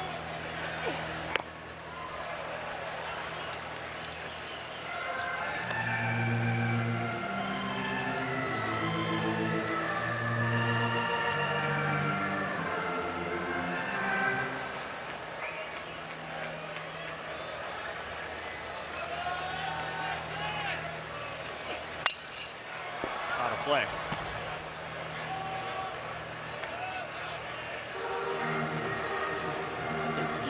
Tennessee's got Kirby Connell down there kind of just standing in the bullpen, but It's a 3-game series. You have to manage the innings. You have to manage the outs. Of course, Kirby's kind of been everyday Kirby down there for them throughout the course of his career. By the same token, I think they would love for Causey to give them some length here in the middle of this game.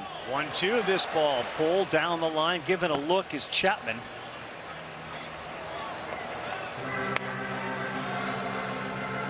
Yeah, you're managing a 3-game series. It felt a lot like it if you talk to people. A&M really, I wouldn't say need it because you never know, but they would benefit big time by winning this game. It gives them another day maybe to rest Lampkin and go bullpen game in game 2 if they won game 1. Well, and listen, A&M's pitching numbers have been outstanding here in Omaha, but they use 5 guys. The depth component is the one that you're not sure if you get past those 5 guys. And so it did feel like if A&M's going to, the best chance for them to win this series is you kind of got to win when Prager's on the mound. Probably won't see Lampkin tomorrow. 2-2 to Appel way outside, yeah.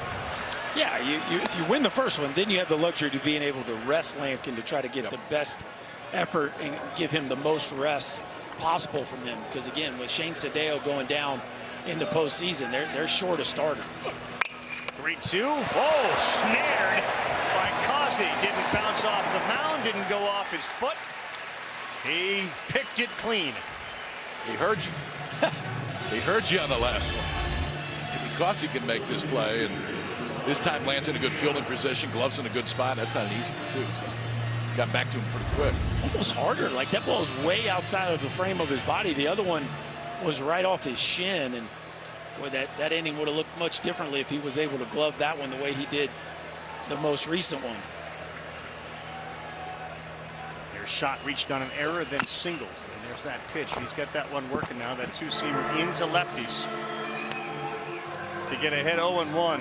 We'll talk with Jim Schlossnagel. Chris Button will next half inning.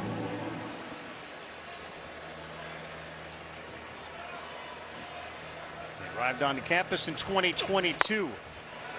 Twice already to the Final Four, 5 times to the College World Series. As he said, I got a little tired of leaving before the championship series. I didn't really like it. He's enjoying it now a lot more on a 1-1. And that one is laced to right center. Chapman goes back. It bounces off the wall. Hayden Schott heads to second base. Have a night, Hayden Schott. He's reached all 3 times.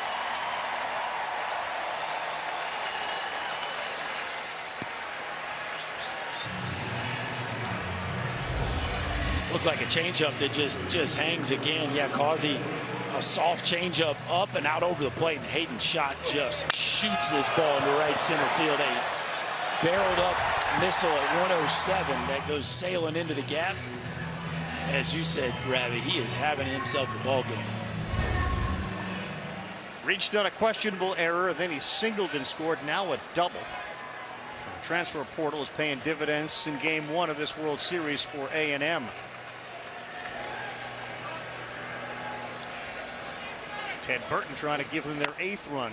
Slider outside, ball 1. To that point, you go Appel, Schott, Ted Burton right in the middle of this lineup. And while they don't have a ton of at-bats within the SEC, they've got a ton of collegiate at-bats between the 3 of them. 4 years in the Aggies for the first 2, 3 years at Michigan for Burton.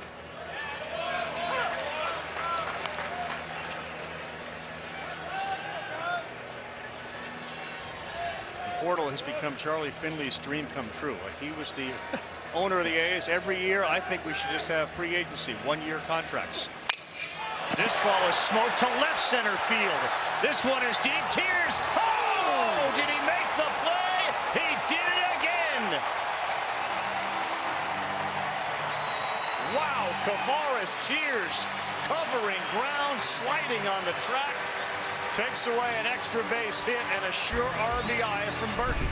Wow, Kavares Tears did it to the opposite field gap last game. This time he's going to show it to you to his glove side. Lay out, young man. Take extra bases and another run away from the Aggies. Kavares Tears putting all his skills on display.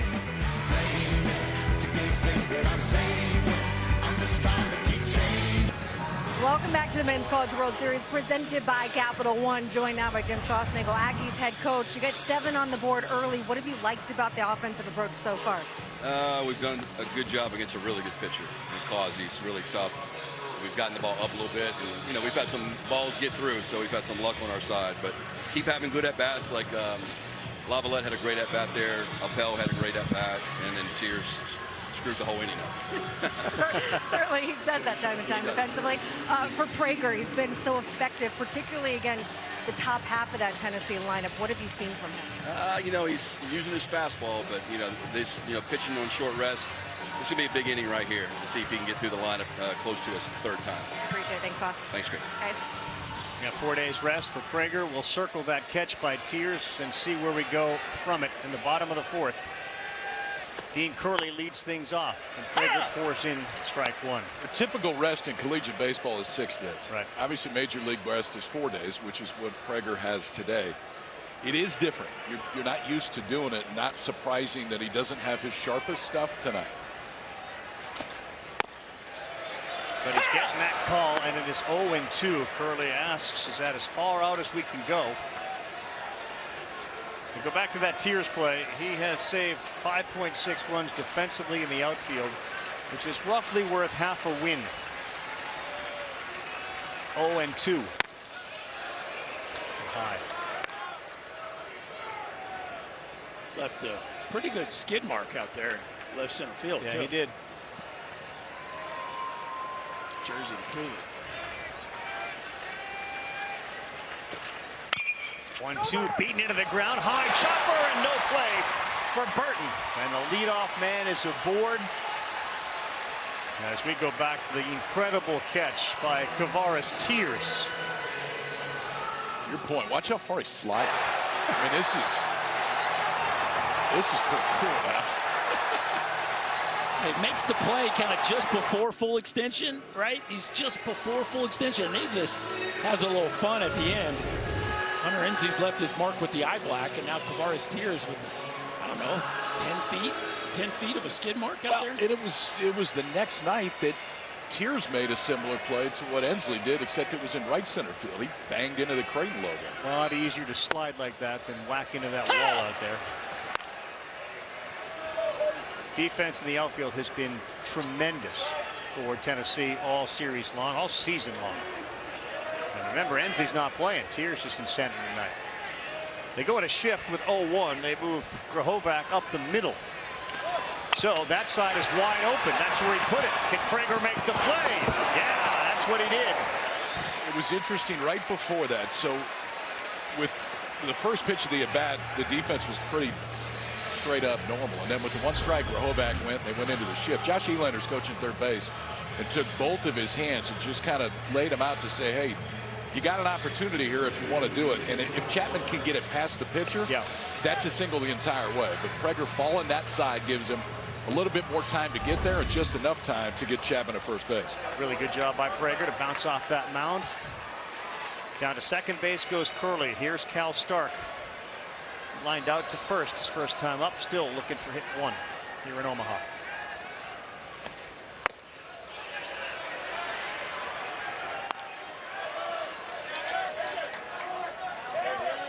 Yeah, they shifted 0-1, which opened up that left side, and he could not push that closer to the foul line or past Prager. Otherwise, you get 2 men on, nobody out. Stark beats that into the ground. It's 1-1. Anytime you go to the third base line against a left-hander, you really got to get it over there because obviously that's his glove hand. Now Prager still has to spin and throw it accurately. But Chapman just wasn't quite able to get the angle there on that bunt.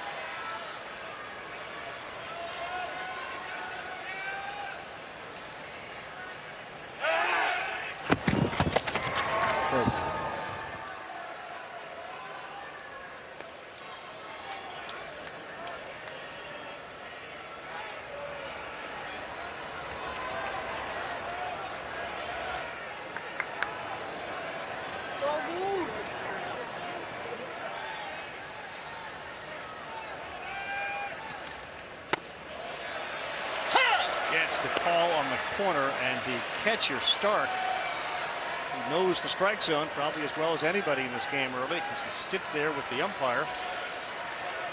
Wasn't too pleased with that one.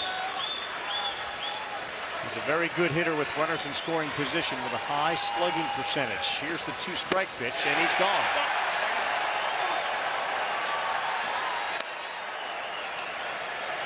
Six punch outs from Prager.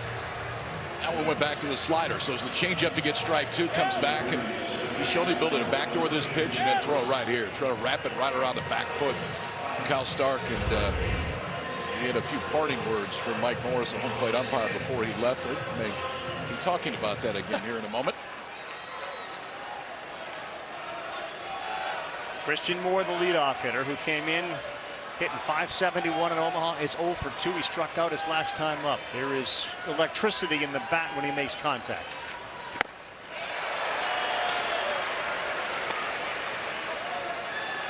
Moore talked about his approach and thinking about the at-bats to Paul Skeens during last year and replaying them in his head. He looks at every plate appearance as a competition between he and the pitcher. You look at the balls that have been barreled up the hardest here in Omaha. Christian Moore is basically at the top of the list, and all but a couple of them. He's hit 5 balls at 114 or harder. This is a man that can compress the baseball, and he has put that on display. But Prager has just had him off balance. And Christian Moore hasn't looked comfortable on one swing yet tonight. Prager 0-2 with 6 strikeouts and 2 down here in the 4th.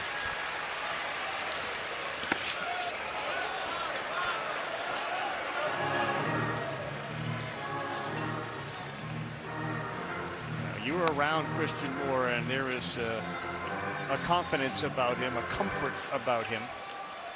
Not too much spent time on other things, but there you see Kylie McDaniel has him currently projected 12th in this draft.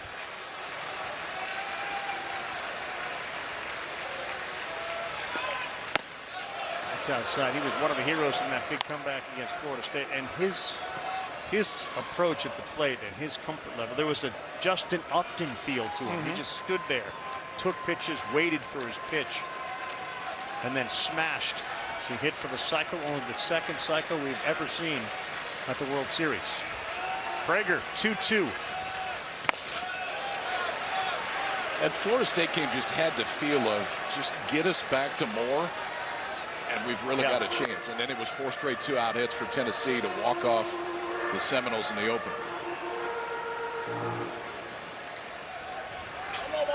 Schlossnagle and everyone else in baseball knows 3rd time through the order is a big-time challenge for a pitcher. This is the 3rd time he has seen Moore. 3-2, and he left one right over the heart, and he fouled it off. And if you're KP, you talk about all the time going off swings. Like, you're just going off the swings. Moore looks a little tardy on the fastball. It just everything looks like it's a click deep for him right now. You just wonder, do they stick with that fastball, or do they go back to the changeup that they got him to pop out on his first at bat?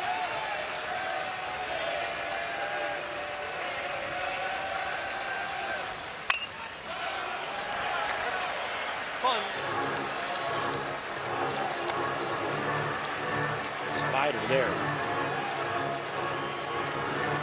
Even that seemed abnormally deep there from Simo, really letting the ball travel here. Stewart continues to throw. More by WAR, 6th most valuable player in the country.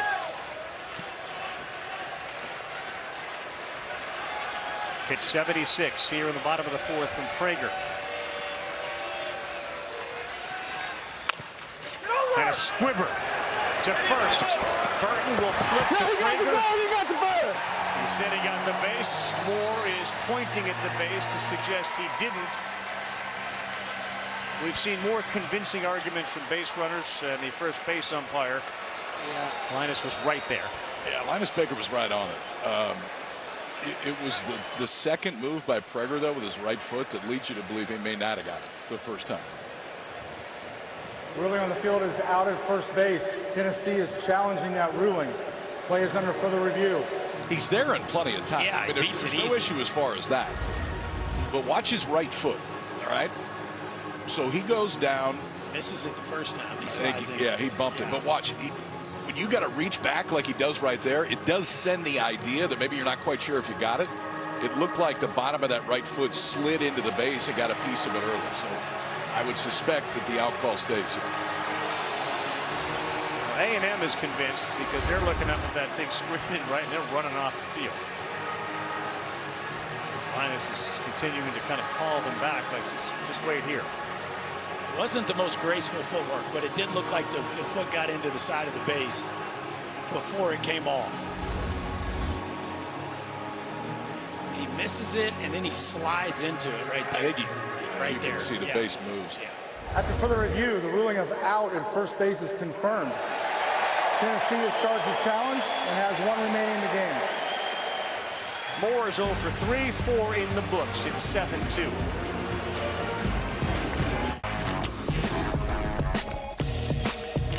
Hunter Ensley bolts back, somehow hung on. You talk about full throttle, not afraid of a little contact. Tears goes back into the alley, on the move, and hangs on! Just like Hunter Ensley, Boris Tears up to the task.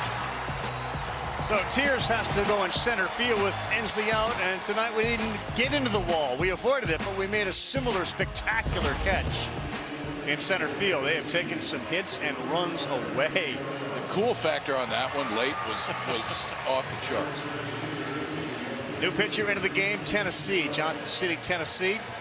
The 5'11", 196. I can pitch a lot, and I will get the job done for you. Kirby Cannell has been terrific. Speaking of cool factor, you got the volley fingers mustache, you got personalized Jordans, and the pants rolled up. Does that work for you, KP? And the blue-green glove, whatever that is. Cool factor in spades. Yeah, he's got like the old school tight roll on the pants. I didn't see that.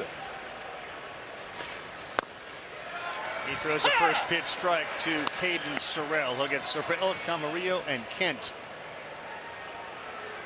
You in on that? I had that look going about 35 years ago. Yeah, I'm in on that. Baden into the ground, third base, tough play. Amix settles, and he throws him out. You would roll your pants up like that for what reason? I think it was really cool, and I'm a big fashion guy. You kind of know that, and I was just once again probably a little bit ahead of my time. Mom and Dad would appreciate it if, like, there were big puddles. You would do it as a favor, like, we're not going to ruin the pants and we'll roll it. But that was not at all purely the look. Fashion plate. Yeah, just 100%. And it worked. Still do it from time to time. It just feels right that day. Maybe tomorrow. We'll see. Yeah, let's rock that tomorrow. Full roll up. Well, if Cannell pitches the way he has, they'll let him do whatever he wants. He's got that first out. And here's Camarillo.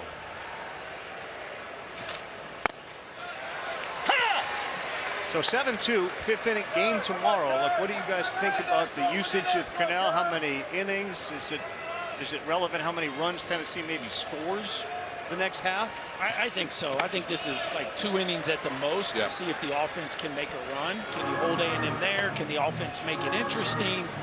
This is kind of, for Tony Vitello, like, are we going to be in this game or are we not? I think over the next few innings, and he's going to go to his veteran to try to solidify that.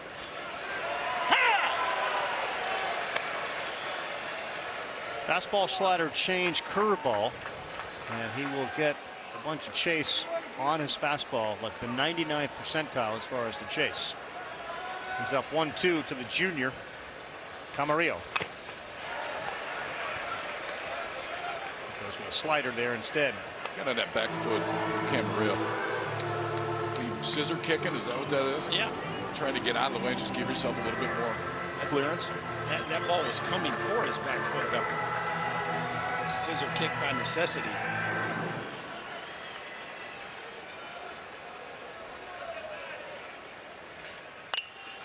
And he got on top of that fastball and turned it around, chased it up in the zone. Camarillo has reached for the second time tonight. Well, they honored Ryan Sandberg today at Wrigley Field. The Cubs went out and got a terrific performance from Jameson Taillon, and the Mets were beaten badly. Chicago scored 5 in the first. Sunday night, Wrigley Field. It's the Mets and the Cubs again. Game 3 of the series, 7 Eastern Time, ESPN, ESPN Deportes, and ESPN Radio.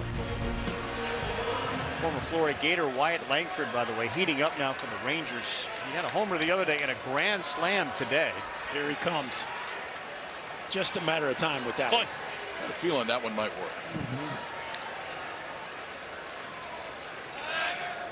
The other two significant pitching stories relevant to this College World Series. Paul Skeens on the mound tomorrow for the Pirates, and Max Scherzer makes his debut for the Rangers. And Scherzer and Vitello are very close, and Max has spoken to this team several times. As Tony said to me this morning, the most impressive speaker we've ever had. I assume there's a little intensity in that. You think?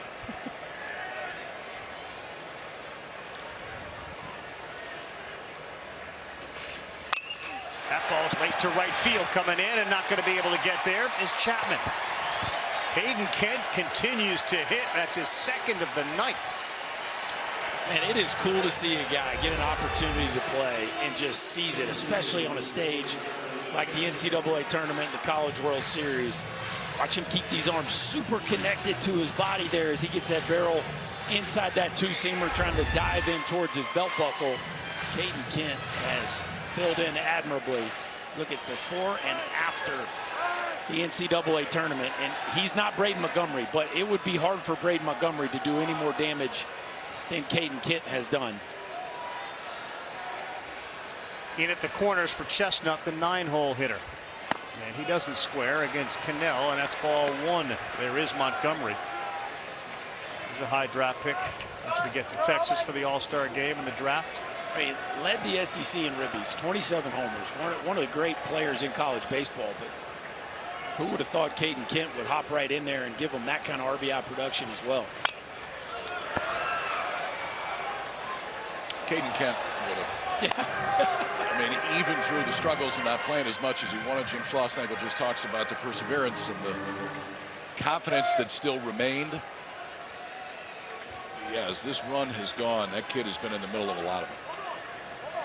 And he will tell you, man, I put a lot of work in behind the scenes. Late nights, hours in the weight room, took care of his body, his brain, the rest, make sure his mind was right. He talked about his dad and how competitive the entire family is.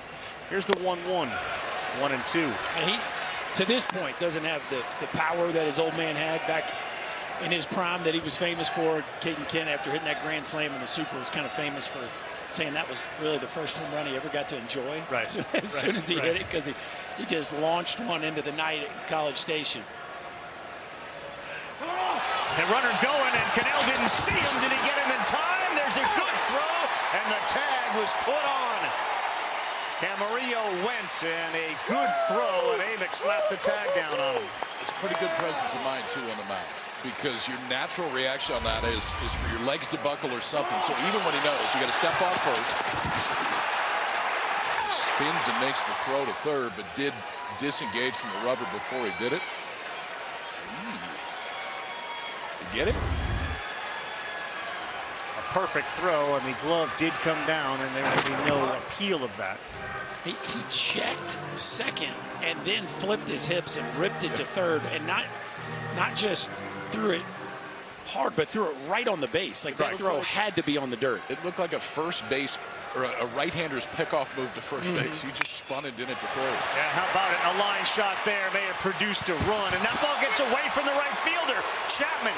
They both move up, sliding in safely is Chestnut. Time's up. Reese Chapman had an easy play. Looked like he might have picked his head up, and the ball caught by him a few feet, and that allowed everybody to move up 90. Yeah, Chapman, we saw earlier in the game he chose not to throw the ball home with Hayden's shot. That one may be coming through a little too aggressively, like nobody's even going first to third. And instead of breaking down, there's nowhere to throw it. Just break down and keep the ball in front of you. He whiffs the catch and allows 2 runners to advance. And Chestnut keeps the streak alive of hitting 1,000 when a runner gets picked off in front of you. It's just every time. Automatic.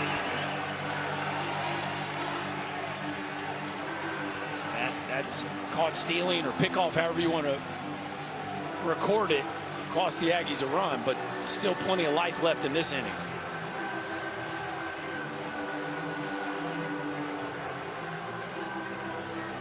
Tell you one thing, the bottom of the order for A&M has been huge. When you look at Sorrell, had a couple of hits and a couple of RBIs. Camarillo just delivered. Caden Kent's got a couple of hits, and now Chestnut enters the picture. Exiting the picture is going to be Kirby Cannell. Marcus Phillips will make his first College World Series appearance when we come back.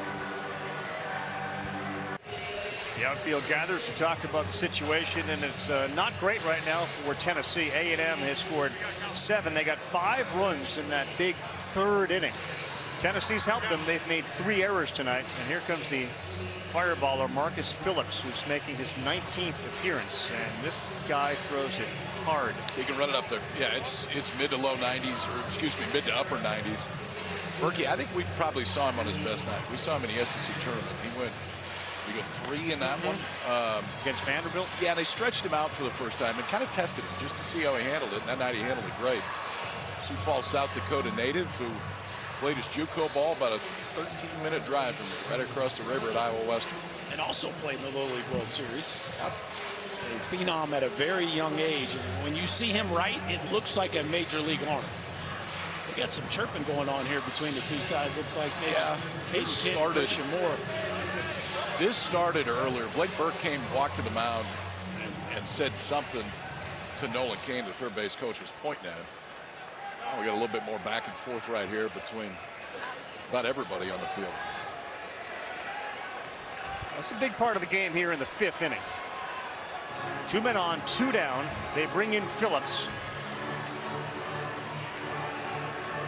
And Grahovac, the leadoff hitter, is up. He homered to start the game on a 2-strike shot to right field.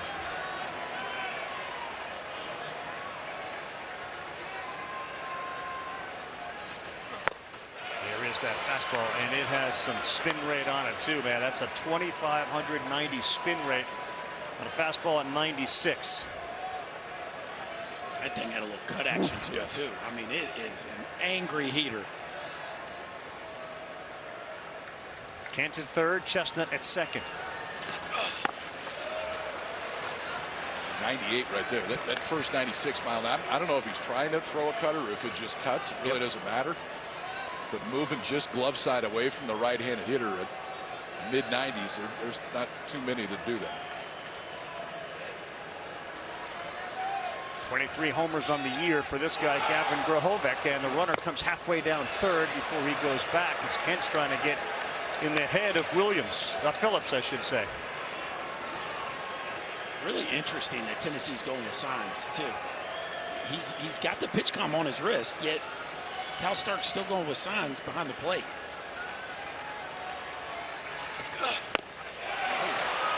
98 up. And you can feel the Phillips effort every time he throws it. This will get the crowd into it a little bit. Big spot. We've seen Tennessee come from behind a whole bunch this season. We saw it happen here. On a 2-2. Swing and a miss. Marcus Phillips enters the game. Grahovac exits stage right. 98 and gas, and it stays 7-2. Welcome back to the Men's College World Series presented by Capital One. Joined now with Tennessee head coach Tony Vitello. Coach, halfway through this one, what have you seen out of your guys?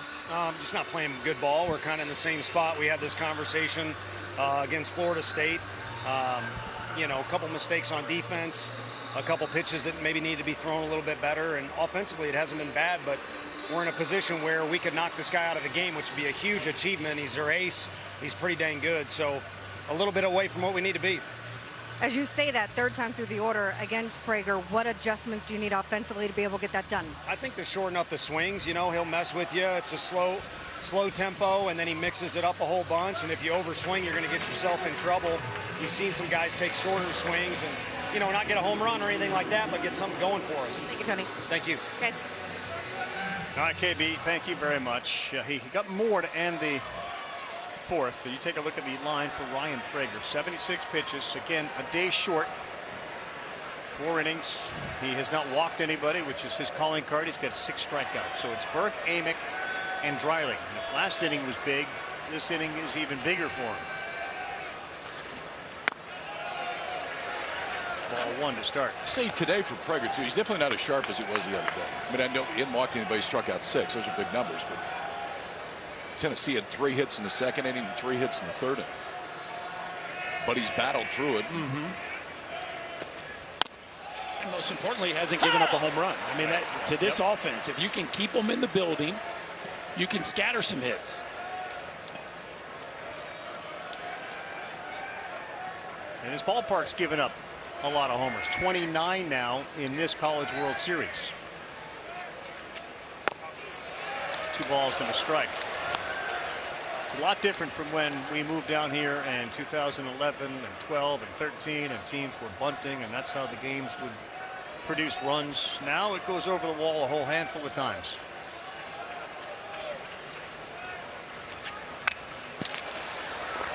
I like the way this ballpark plays now. 100% right now. I think it's very fair. I think it's fair. I mean, if you get one, it's going to go.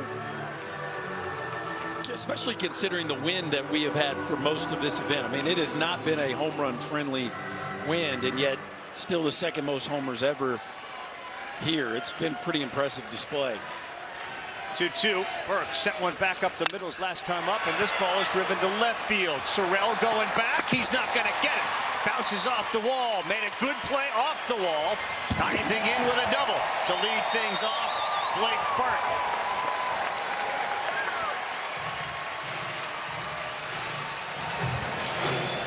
A lot of offense in the volunteer bats, and Sorrell did everything he could out there and left. That fastball out over the plate, and Burke just continues to barrel balls up. A liner his last at bat, and this a rocket off the left center field wall. Has really transformed himself from just a home run hitter to a complete hitter. And the doubles on the stat sheet this year for Blake Burke indicate that. 29 now on the season. Amick has struck out twice. Hasn't looked comfortable. You see the number Burke just gave you, 29. Best in D1. He goes back to the bag. He's tying his shoe out there at second base. The thing about Burke having 29 doubles too, it's a small ballpark, and he's not exactly a blazer, right? So he's not getting a bunch of leg doubles either. It's just been a laser show for him this year. Josh Stewart is definitely ready. This is now the second inning that he's been up and going. He's become a very dependable guy late, hasn't he? Because it wasn't always that way this season. No, and the trust factor for the last few weeks has grown more every time that he's been out there.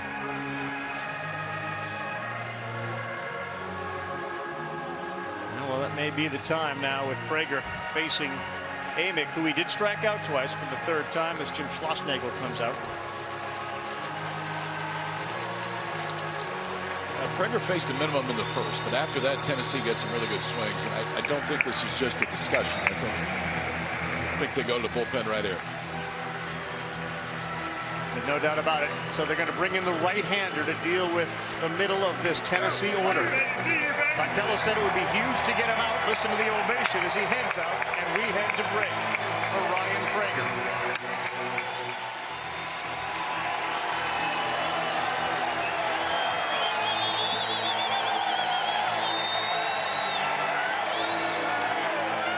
Well, the night's over for Ryan Prager, but going on short rest, I think you're pretty happy with this out of your Texas A&M. 6 strikeouts. You get to see everything, which is kind of what he did. His time was in there today. Changeup when it was down was outstanding. Back foot that breakup ball when he wanted to, and I don't know if he threw a pitch above 90. Just showed you without his best stuff, still the ability to go out there, get you 12 outs. A&M kind of had their ideal plan here. If he goes 4 or 5, then piece it together in the back end of the bullpen. And that's what they will do right here with Josh Stewart. Throws a bunch of sliders, except when he came in last time, when I think Thought they'd see a lot of sliders. He pumped 3 straight fastballs to start. He gets Billy Amick. And Amick may be one of the more happy guys to see Prager out of the game. He didn't look very comfortable in striking out twice. Real good hitter in the 3-hole. Junior at 6'1", 217. On the season, Josh Stewart has thrown almost 60% sliders. Comes in first 2 pitches there. Weird, Stewart did not pitch in the regionals, did not pitch in the supers, but has been absolutely nails here in Omaha. Yeah. Yes. Behind 2-0. Gets the call with another one on the corner. 2 balls and a strike. And for Amick, it's reverse splits. He's about just shy of 340 against right-handers this year, 60 points higher than when he faces lefties. So yeah, for a variety of reasons, I think he was happy for Prager to lead. Missed. It's a pretty good take right there. That's the exact slider Stewart's trying to throw. A ball that probably a strike, about 98% of its life, just misses the edge. Clemson transfer with 14 doubles, 23 homers on the year, and he should get a good one, and he did. And he was taking it 3-2. Wow, almost looked like he was taken all the way right there. It did. Unless he's just sold out the slider. That was a good one to hit. 3-2. They're setting up high. And he went low and missed. Stewart comes in, walks the first man he faces. And given what they've seen, 29 come from behind wins from Tennessee, and that big one against Florida State. Rocky Top is ready for an outburst. Well, they're at the right spot in the order. Dylan Dreiling, only Blake Burke hits better with runners in scoring position than this man right here has come up with a ton of big hits as Max Wiener makes his way to the mound. All smiles when he goes out there, KP. Yeah. Talked with Max this morning. He's permanently optimistic. There's no other way that he goes through a day. And most of these mound meetings have very little to do with him. Nothing other than trying to get the mind right, trying to flush that. They made a big deal when Cortez pitched the other night and threw 8 pitches. The message was, by the time you leave the mound and get back to the dugout, forget everything that just happened. Like, this night wasn't yours. We're going to need you. Yes. All of these positive reminders, and Wiener has been such an asset to the A&M program. I feel like he would even smile when he was chewing you out. Like, yeah. Like at some point he has to get mad, right? There has to be something in there, yeah. But yeah, you talk about positive energy. This dude has it in spades. And every other coach will tell you one of the great things that Schlossnagle did was bring him in. So here's Dreiling, big spot, 7-2. Good pitch, 92 in there for a strike. Dylan Dreiling 2 for 2 with a couple of singles, and he has been their best hitter, at least as far as number of hits with runners in scoring position this year. He's got 33 of them. On the corner, another good one there. Stewart locks in. Look at the numbers with runners in scoring position from Dylan Dreiling. And he was the guy with the walk-off hit against Florida State. Incredible as the night Christian Moore had, going 5 for 6 with the cycle plus a double. Dreiling was 4 for 6 that night with the biggest hit of them all. No stranger to big swings. We have seen a handful of 2-strike hits tonight. 0-2, and this one is pulled but foul down the line.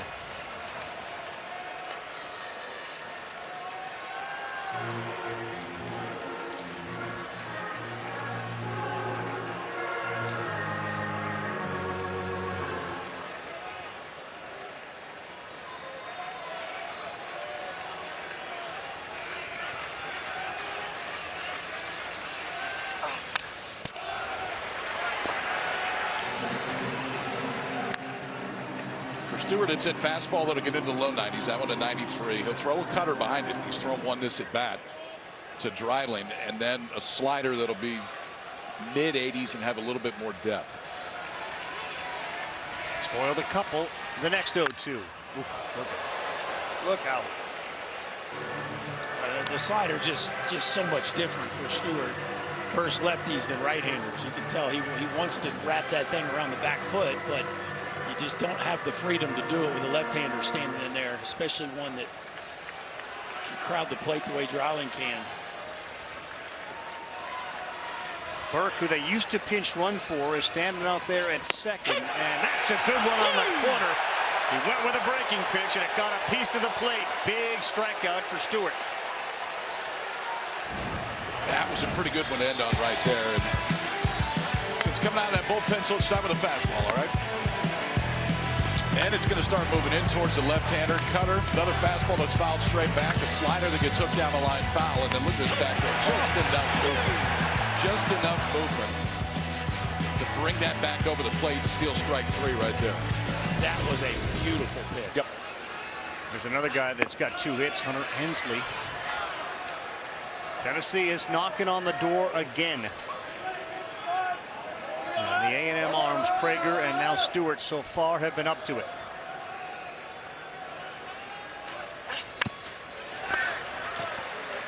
Uh, 14 inches of horizontal break, 14 on that vertical as well. That ball is moving from Stewart.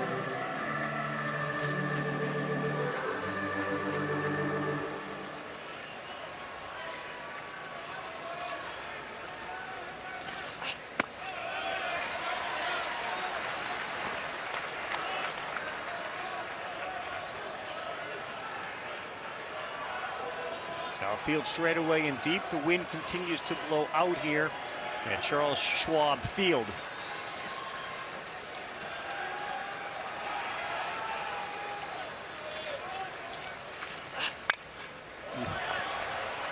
Over the middle of the plate, and he fouled it off.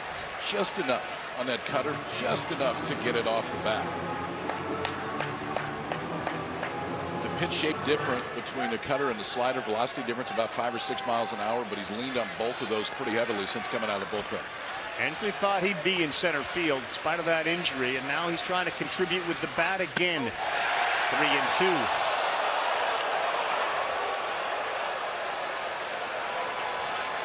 It does look like these Tennessee right-handers are sitting on that slider away. A couple good takes from Amick and Hensley on pitches that are really close. Tavares Tears on deck. 3-2, 1 out pitch. Strike 3 right down the middle. Josh Stewart back-to-back punch-outs, and they have been huge. Max Wiener saw it, KP, right? They're taking those sliders. You know they're sitting on. That's a fastball right down Broadway.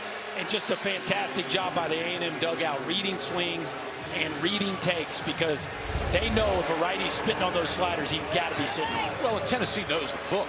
I mean, the book is he's going to throw you sliders. And the minute you see the comfortable take and fouling the one off that should strike him out, just lock him up with a fastball right there because he wasn't looking for it. Here's Tears, 20 homers on the year. And he gets ahead with a fastball at 94 miles an hour.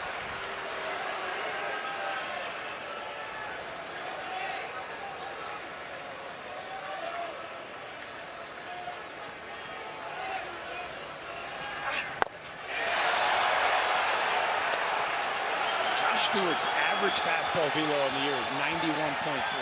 He likes this environment. The last two are 94. He is feeling it. Tennessee 2 for 10 with runners in scoring position. The 0-2. That one a slow roller. First base vacated. Now hustling back in time is Burton. Josh Stewart comes in, walks the first man, then strikeout, ground out.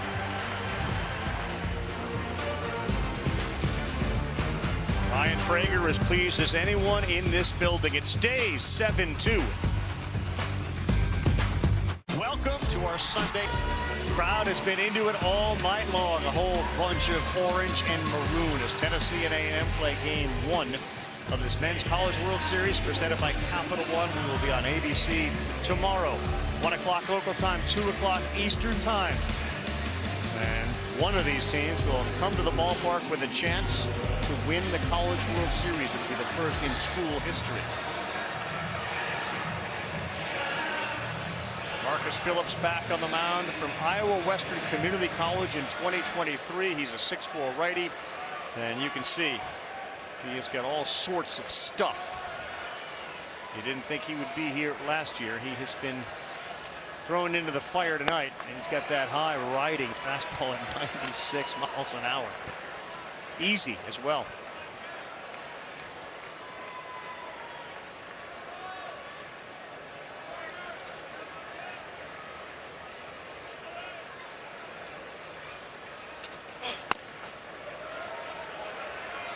So last June, he was in the stands at Charles Schwab just to watch the College World Series, and he dreamt about someday being on the field. He actually went to a Tennessee game that day, and he sat next to Hunter Ensley's family. He said, I didn't know him. I didn't know who he was. And here we are after that June date, about 4 months later. Watch out. He was a teammate. Yeah, Frank Anderson had a connection there with the junior college coach that bore fruit in the past, and Frank just kind of took him at his word, like, hey, we got a guy here you need to take a look at. This arm plays. Yes. Laviolette has seen a bunch of pitches in 3 plate appearances. On a 2-1, he will not chase.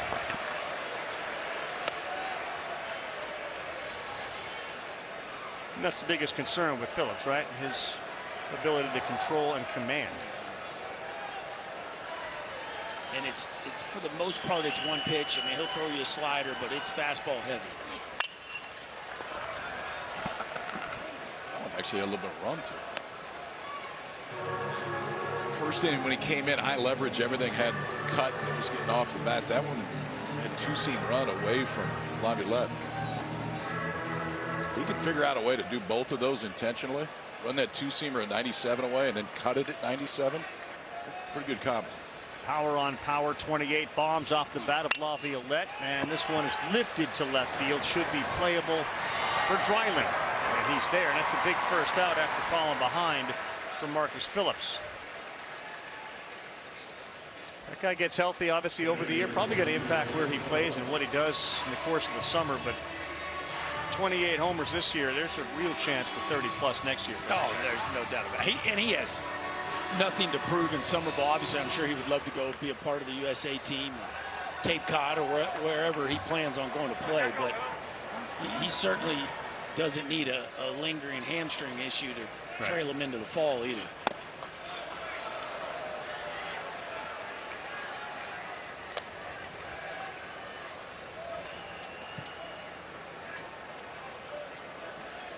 Ball 1 to Jackson Appel. Double single, scored a run. He hits 3 for this A&M lineup, and he's now ahead 2-0.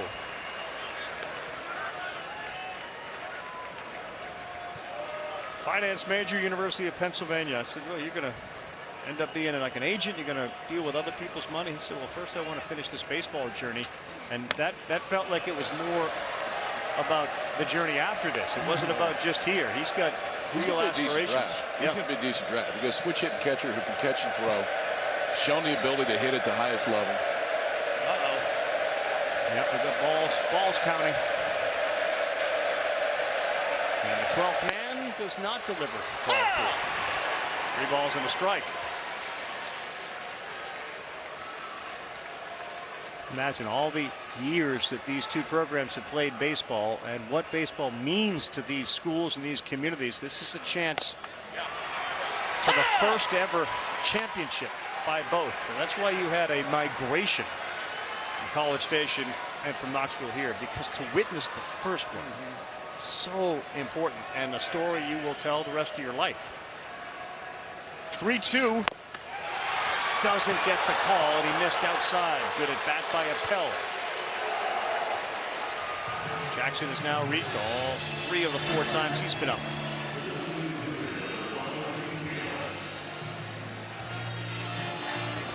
There you go, bud. What do we got in there? What do we got?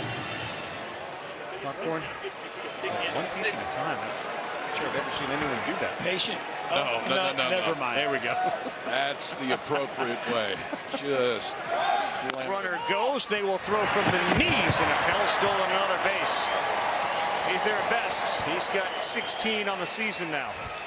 And again, just right out of the gate, not even waiting around. You know, Phillips is thinking about throwing strike one, and he is not quick to the plate. And as soon as Appel got his chance, he took it.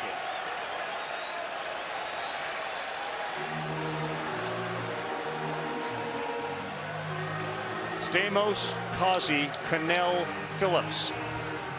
Tony Vitello back out here in game one of this World Series.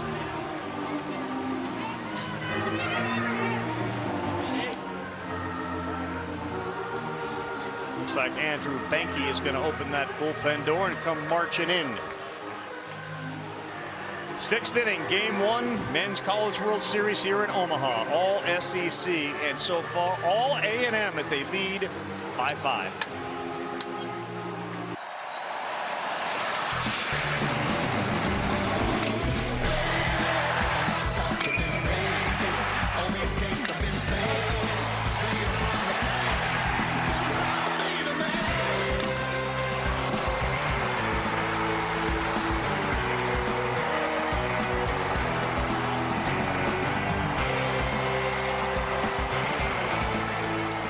Grahovac led off the game with a 2-strike homer. First man up. They scored 2 in the first. They have not looked back since. Prager gave him 4 innings, didn't walk anybody, struck out 6. They played at 5 in the third, and they have gotten to the bullpen of Tennessee. The flyover today was loud and impressive. In fact, we got a double dose because yesterday while we were walking out of the ballpark on practice day, it buzzed the tower. There were clouds up there, so all you heard were these huge noises and you couldn't see them, and then on their way back to the base you could see them and you're like, okay, I see, they're practicing. We like that practice. Here's Andrew Banky, 3-1, 308, and he will get very difficult to get out Hayden Schott. First pitch strike. Banky's been very good against left-handers, just hitting 167 against him on the year.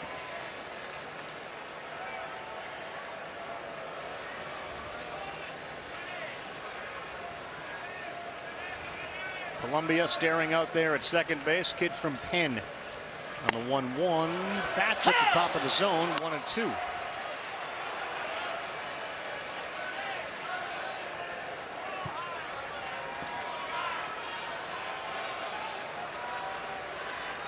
Two for 2. He reached on an error. He has scored 1. And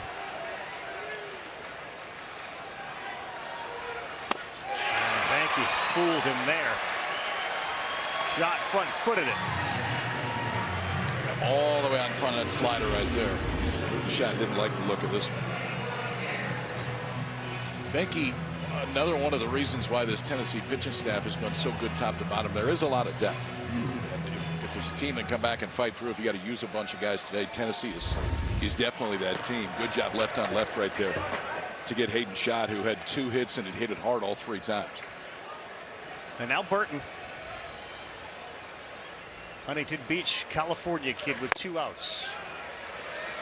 That didn't miss by much, but he's behind 1-0. And you keep an eye out there at Appel at second base. Took a pretty aggressive lead. You see if you can force a throw and maybe an error and pick up another run.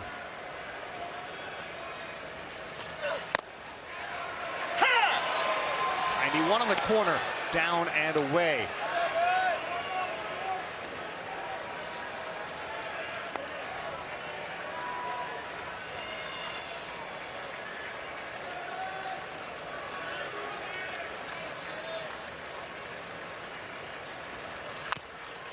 Burton, this is a slow roll to third. There may not be any play. Banky wisely beats it. And they will have first and third as Burton will reach on an infield single. Thought it was smart to keep it in his pocket, KP. Yep. If anything right there, I mean, maybe you fake the throw just to see if there's any chance that Appel comes too far off at third base and spin, but no reason to throw that ball to first.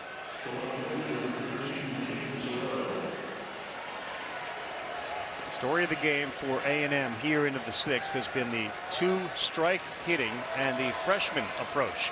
Grahovac with a homer.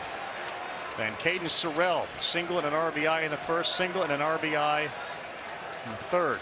He is up again with 2 men on.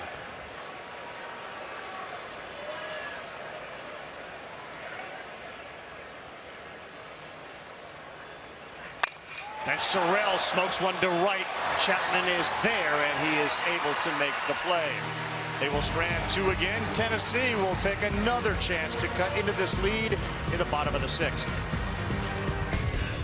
Baseball Village right there, the shadow of Charles Schwab. And earlier today, USA Baseball, how about it? We got our Golden Spikes Award finalists. Hagen Smith, high five, thank you very much. Charlie Condon, I'll take one too. Travis Bazana, and the winner of the Golden Spikes Award right there. Charlie Condon, University of Georgia. Just an amazing story from when he started, and the teams, none of them really wanted him, and he goes to play at Georgia. He ended up leading Division I in homers this year. He only hit .433, and he's projected by Kylie McDaniel to be the #2 overall pick in this 2024 draft. Let's go positives and then some of the things he's got to improve on at the next level. I will say the positives are that the bat to ball and the power are both world class. So you got a slugger that hits, which is always nice, and OPS was off the charts, drew a ton of walks. I wouldn't even call it a negative. I would just say the question mark is where does he settle in defensively? Because we've seen him at first, third, and then he's played all 3 outfield positions. So that will be interesting for me to see where he ends up playing defensively at the next level. This is Dean Curley, and it's 1 ball, 1 strike. You know, you're speaking about defensively and where people play. Like, there's a chance Curley next year moves off short and maybe goes to third base. The ability and the versatility which Major League Baseball highlights with its players bouncing around, college baseball's been doing that forever. I think Curley kind of profiles. I mean, he's 6'3", 212 as a freshman. And it's one of the stronger arms you'll see. Kind of profiles maybe more as a third baseman, so it wouldn't surprise me if he does slide over there next year. But man, what a season he's had. There are not a whole lot of freshmen starting in college baseball at the highest level of the sport, and especially at shortstop in the SEC. On this team, exactly. To get that much offense out of him.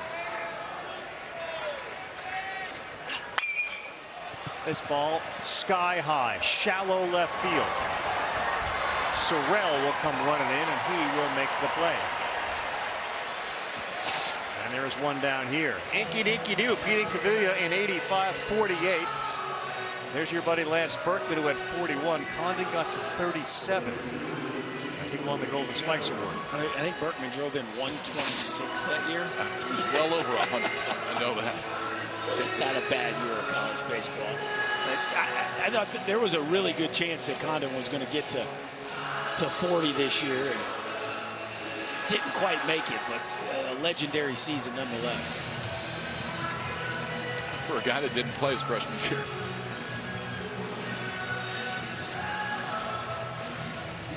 Yeah, I think people probably who follow college baseball know Condon's story, but his story is incredible. As Verhoeven moves into a shift now again with 1 out. So the left side is wide open for Dalton Bargo, the Omaha, Nebraska kid. And he swings and misses at the first one.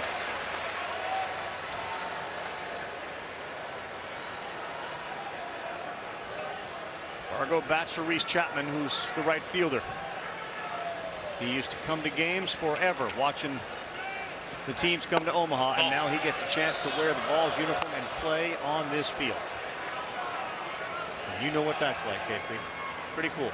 It's really cool. Yeah, we've seen a lot of Omaha kids come through and play. And for Dalton Bargo from Omaha Westside High School, about a 15, 20-minute drive from here. Started the Vols opener here. We'll get the chance to come off the bench in the finals.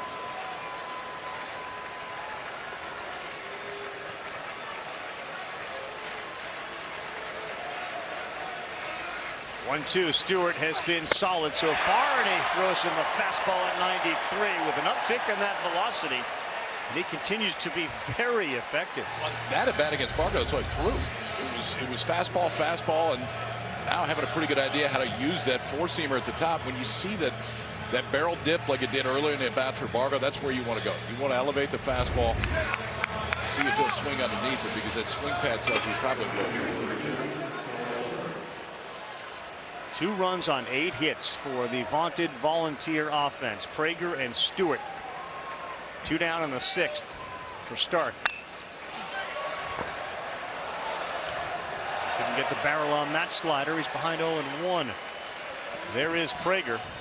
With that incredible weapon Cortez in a 7-2 game, you leave him right on the bench, and likely in game 2 he will figure in a potentially huge way for A&M. Good pitch there on the inside corner. Fastballs and sliders and a steady diet of them.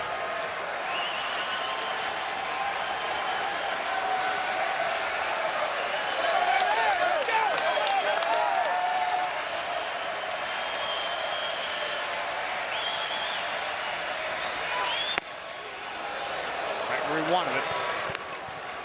Stark doesn't offer. I mean, how many times have we come to the finals of the World Series and over the course of the NCAA tournament and certainly here, some guy has to emerge and be a stud. And maybe we're seeing that with Stewart. It is kind of crazy, though, how quickly their trust factor went through the roof. And some of it is, yeah. I mean, we should stay down. Yeah, I mean, there's going to have to be somebody else. But they are not afraid to put this kid in big spots. That hasn't necessarily been the way all year.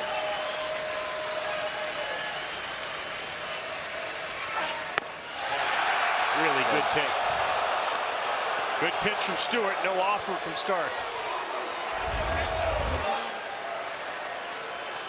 And these Tennessee hitters continue to be all over the slider. It's obvious they know the report, and Stewart's made most of his work with the fastball.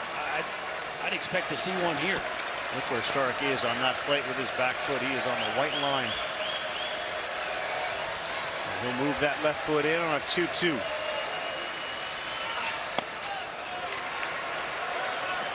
Full count. Christian Moore on deck. Will he get a chance to hit here in the 6th? Kept him in check tonight. He is 0 for 3.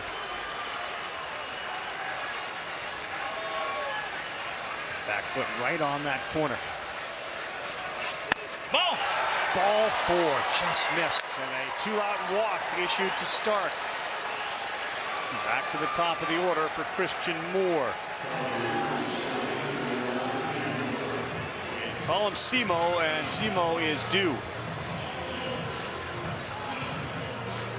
Now this one will be interesting because it's been very clear Tennessee's on the slider. They haven't done any damage on it yet, but they've taken some really tough ones. And Stewart's going to have to continue to stay unpredictable here, because if he throws the wrong breaking ball over the plate to Simo, he might not get it back. Anxious at the plate. That's a swing. It's strike 1.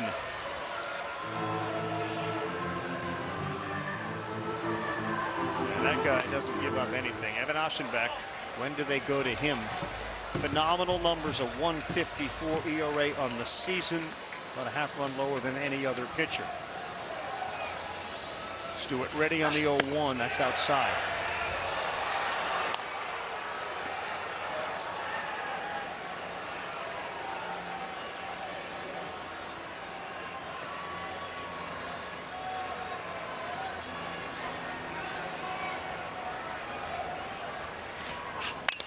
Ooh, race to the right field line, and it got into the seats. That jumped off his bat. We've seen it a whole bunch of times at 107 miles an hour. You were talking about the last with Christian. It's just a tick late. Everything's a little deep right now. What's the message to the pitching coach after that swing? What do you do here? If you're throwing a slider, it can't be overplayed. You better get it down and off the dish. 1-2, and he did do that. This one towards the dugout. Look out! Over the railing goes Burton. He paid no attention to the railing and just kept going as if he was going to go into the stands to make the play. He didn't break stride. No, he was hell-bent on going to get it. Ted, there's a warning track here, bud. You got to feel it. Oh, boy. I mean, he took a peek, but he peeked so late he was already full stride into the railing. Give us a handstand, Mr. Burton. Appears to be just fine.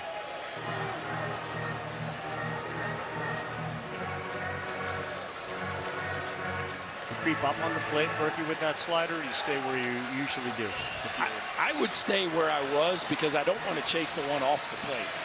1 ball, 2 strikes to Moore. Way out.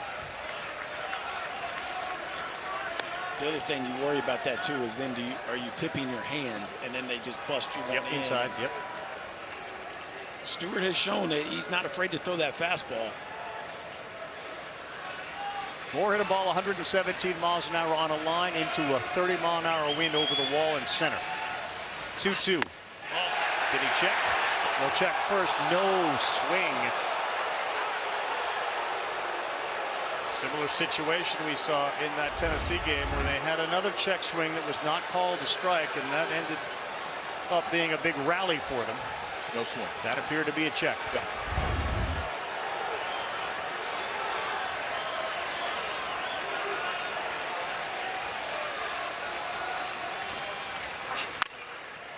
On the ground to short, fielded cleanly. Camarillo throws across. They've kept Moore in check.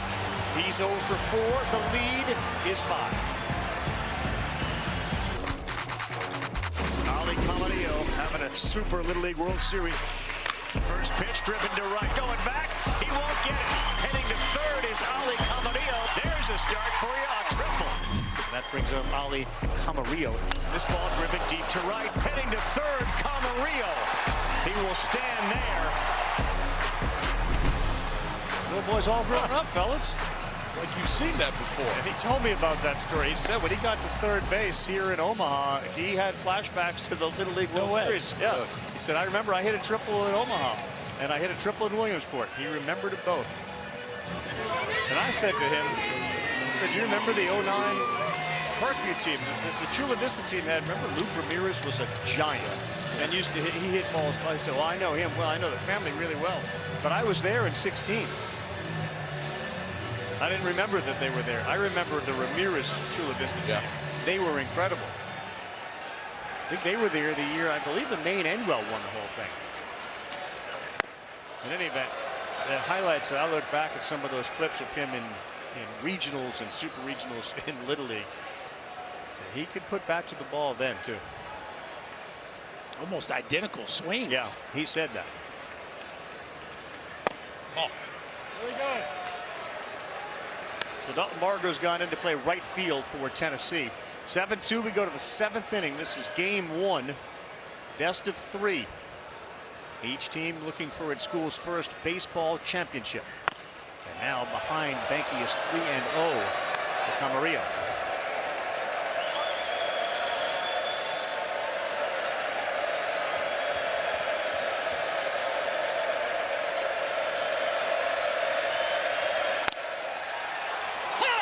Gets the ball at the letters. Disappointed in maroon. They were just waiting for their first ball 5 chant of the night.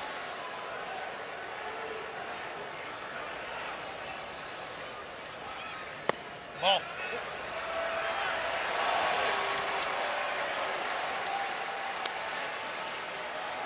Ravi, Kate and Kent coming up here. We've had some fun with Dad, just locked in on the seats, never really smiling no matter what his son does as he continues finishing off the bag of seats.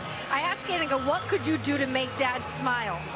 So, well, win a College World Series is probably it. He said he's been that way my whole life. There's just this attitude of never satisfied. That double, could it have been a triple? And while that was tough, it's also what allowed him to have that work ethic throughout this season when he wasn't in the lineup constantly, to have the moments like he's had in this postseason when his time was called. Well, he has been phenomenal since he's been inserted into the lineup. He also said he recognizes, too, he knows that Dad would like to see Caden pass him on. Like, he wants to be better, and he wants me to be better than he was. And he did say, look, he'll give me a nod before I step in the box. And there's Mom. Mom is the biggest cheerleader we have. You know, Dad, as you know, dads aren't there when they're Major League Baseball players. They're on the road, so Mom is cast with all sorts of responsibilities. I asked him, like, who was his heroes growing up? He said, well, Posey and Matt Cain were the guys. He said Matt Cain was sick. That's how he described a former Giant pitcher. Fastball down the middle. mean, it took a bit, but this was, see, Mom's cheering at some, there you go. There we go. Well, pull up the clip of the walk-off homer hit against the Cardinals in 04. You'll see him smile. It's possible. It happens. Yes. That one's high. They'll throw down the first, diving back. Amarillo. Those two are so good at that play, Stark and Blake Burke. I mean, there's some kind of movement between them to where Burke knows that Stark's going to spin down and throw behind the runners, but Burke is outstanding at getting back to the bag, letting that ball travel, just snapping a tag down. 1-1. And you can just feel the confidence in Kent building every time he sees his name, every time he steps in the box.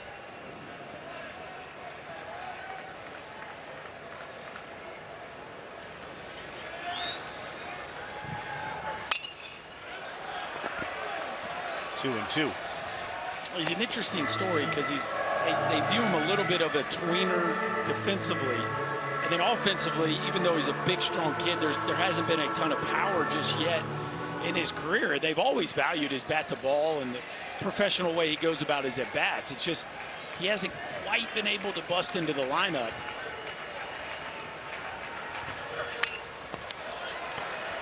But he stayed ready. And as soon as Braden Montgomery went down and they called on him, he's been as valuable as any hitter in their lineup. Yeah, and there's versatility there. We saw him earlier this week go from second base. He goes to play third base.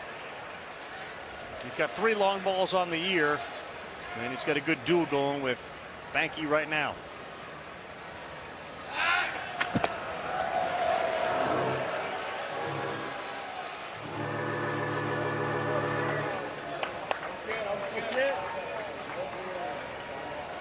A&M's take advantage of Tennessee on the base paths.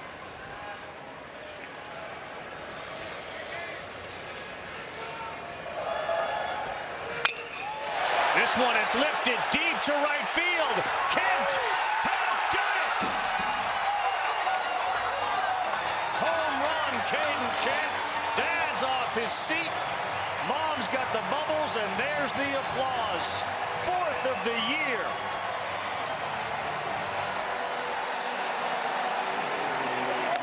Saying about that power coming? Yeah.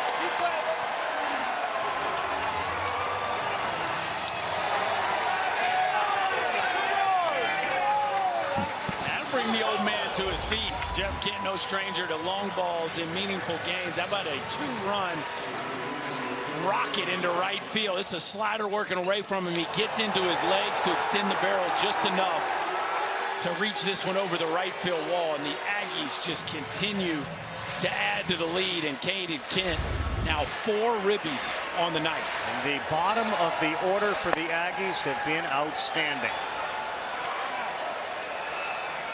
Caden Kent, Clark Kent right now, he has been Superman for the Aggies.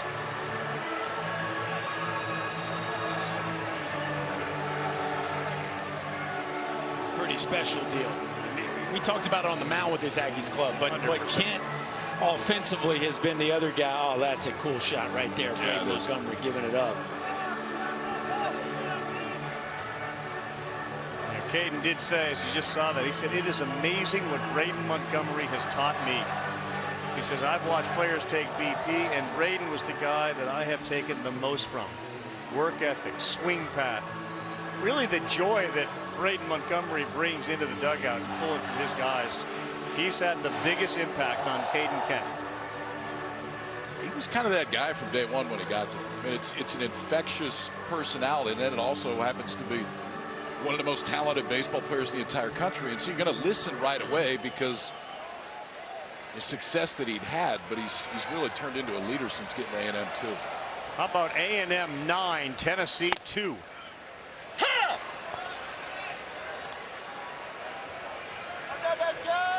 And it's the Aggies who have out-homered the Vols tonight. Grahovac and Kent.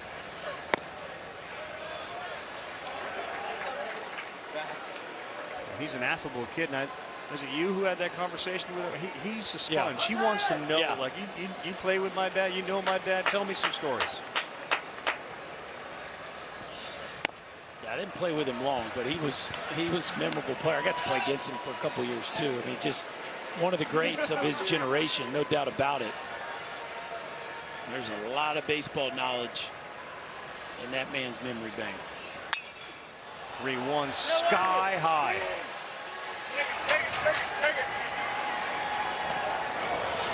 Caught by Curley on a ball that was up there about 8 seconds.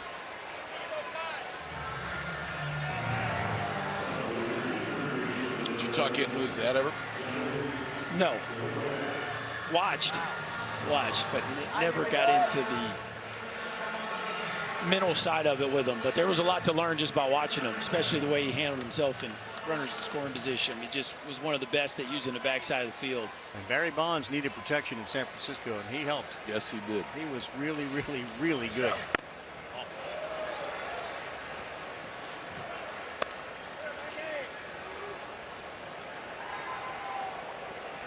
Back to Grahovac, who's been awfully impressive as well, both in the field and at the plate.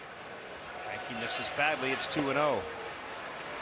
You know, it feels like, guys, in the middle innings, Tennessee had their chance. They had chances to score, and their inability to punch them in and give credit to both Prager and Stewart for keeping them at bay. But they had runners. Well, they've left 10 guys on base. Yeah. They left 2 on base in the 2nd, 3rd, and the 5th. So there's been opportunities. And listen, I mean, they can score runs in bunches. This thing isn't done yet. Yeah.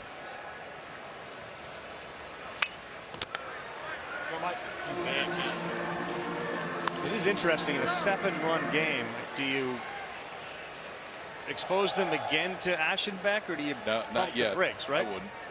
I wouldn't yet. If you can get through this thing without using Aschenbeck and win it, if you're A&M, that is a really big deal. Yeah, so far it's a dream scenario for Jim Schlossnagle. They have a comfortable lead, and they've only had to use one of their best bullpen arms. Again, they've only used 5 pitchers to this point at the College World Series. 2 of them have handled all the outs so far. Change up to punch out Grahovac.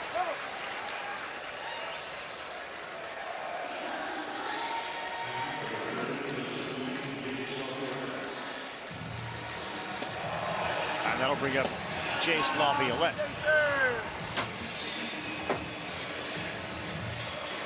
LSU had their day last year, and of course Skeens and Cruz were outstanding, and we saw Florida go all the way to the finals. Florida squeaked in this year and was awfully impressive again. So Kevin O'Sullivan and company work in the portal. They'll be a high-ranked team when the season begins next year. LSU will reload again.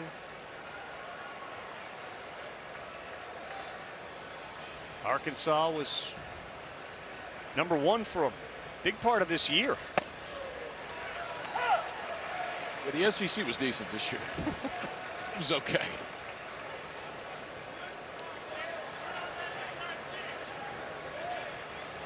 So they got 9 runs. They have 13 hits, and this guy doesn't have a hit yet. Jace Laviolette.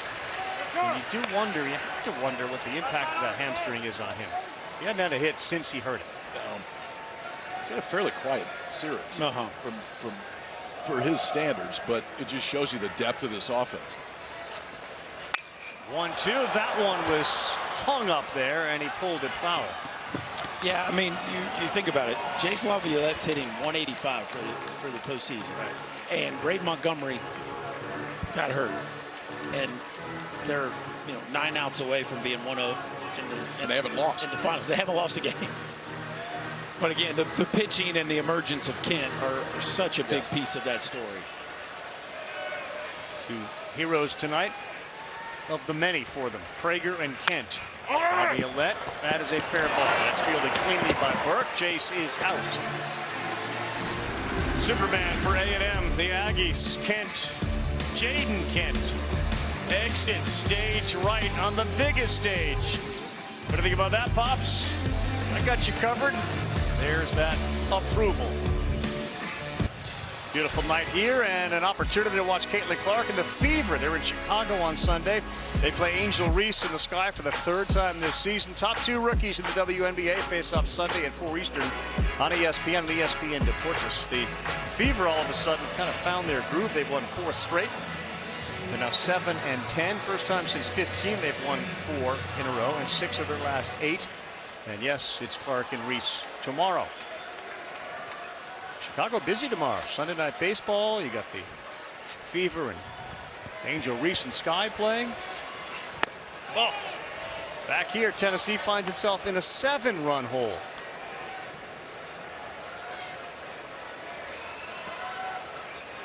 Two, 3, and 4. Lake Burke against Stewart.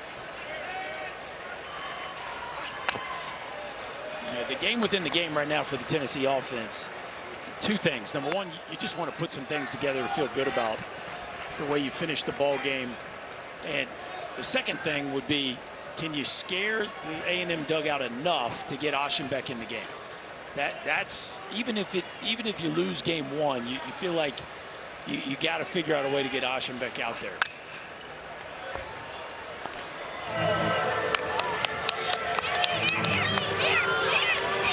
Stewart, longest outing of the year this year, he went 3 1/3 at Alabama. Most pitches that he had thrown in an outing was 45 in that outing. His last pitch was his 46th here tonight.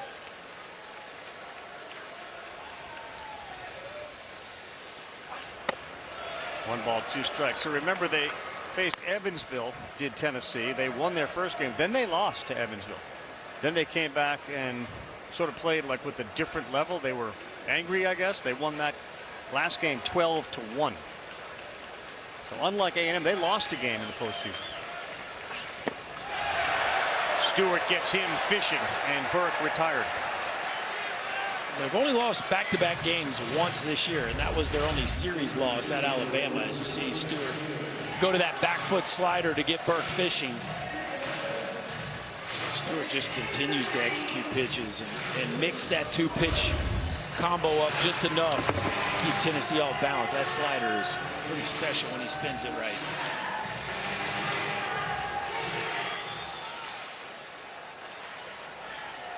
Slaw saw something there. I don't know what it was, because he went out to Mike Morrison, home plate umpire, and did he slip?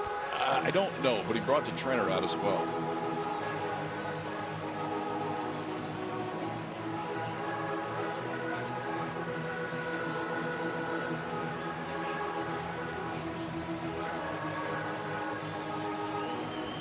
Whatever it was, Stewart was very convincing.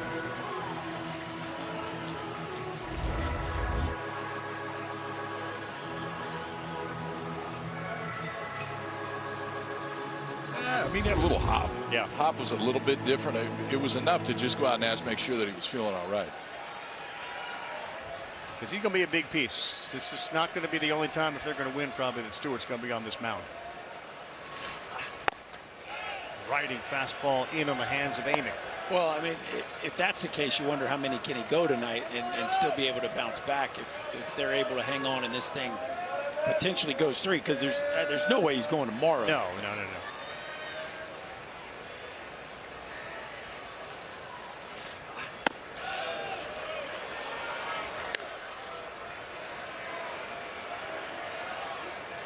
A couple of right-handers warming in the bullpen for A&M.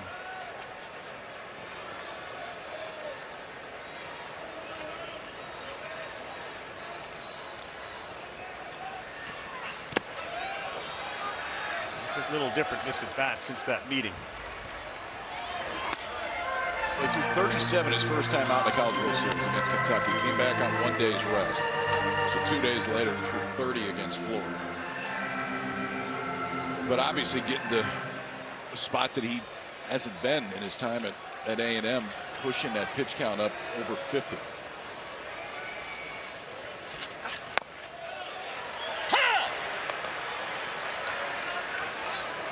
And again, they've used 5 through the tournament. It looks like they're going to go a little deeper tonight because they have that luxury, and they probably also know if they get a couple of runners on, we have the firemen out there if we need them.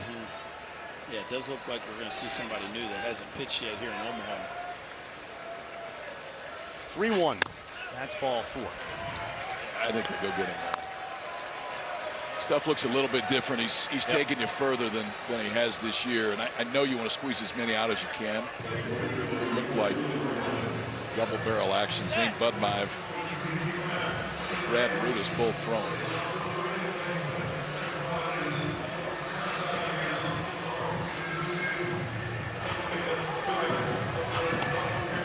Looks like it's going to be Max Weiner coming out to talk with him now. Yeah, I love Max. Max is not afraid to hop it out there. He'll run out and he'll run back. Great pace. Oh, Rav was right on that the first time. He went run it out there. Knew exactly where he was going to. Maybe he could inspire others to do that. You know, he's a coach. As he said to me earlier, like all of his brothers, they went to military school when he was young. And I think he was 12. By the time he was 15, he was in charge of 60 guys. That means getting up early in the morning. Like, you got to get up before they do. You got to polish the spoons. You got to do all of that. So the leadership thing, that's his MO. He loves, and I think he comes from a family of high achievers. But he loved that role and responsibility and took it on as a 15-year-old. How many 15-year-olds know you're running out of bed at 4:30 in the morning to polish spoons and make sure you're in charge of everybody? You caught me off guard with the polished spoons. That's what he told me. I didn't realize that was on the agenda, but yeah, you're right. That didn't sound like a bunch of laughs. So they leave him in to face Dreiling.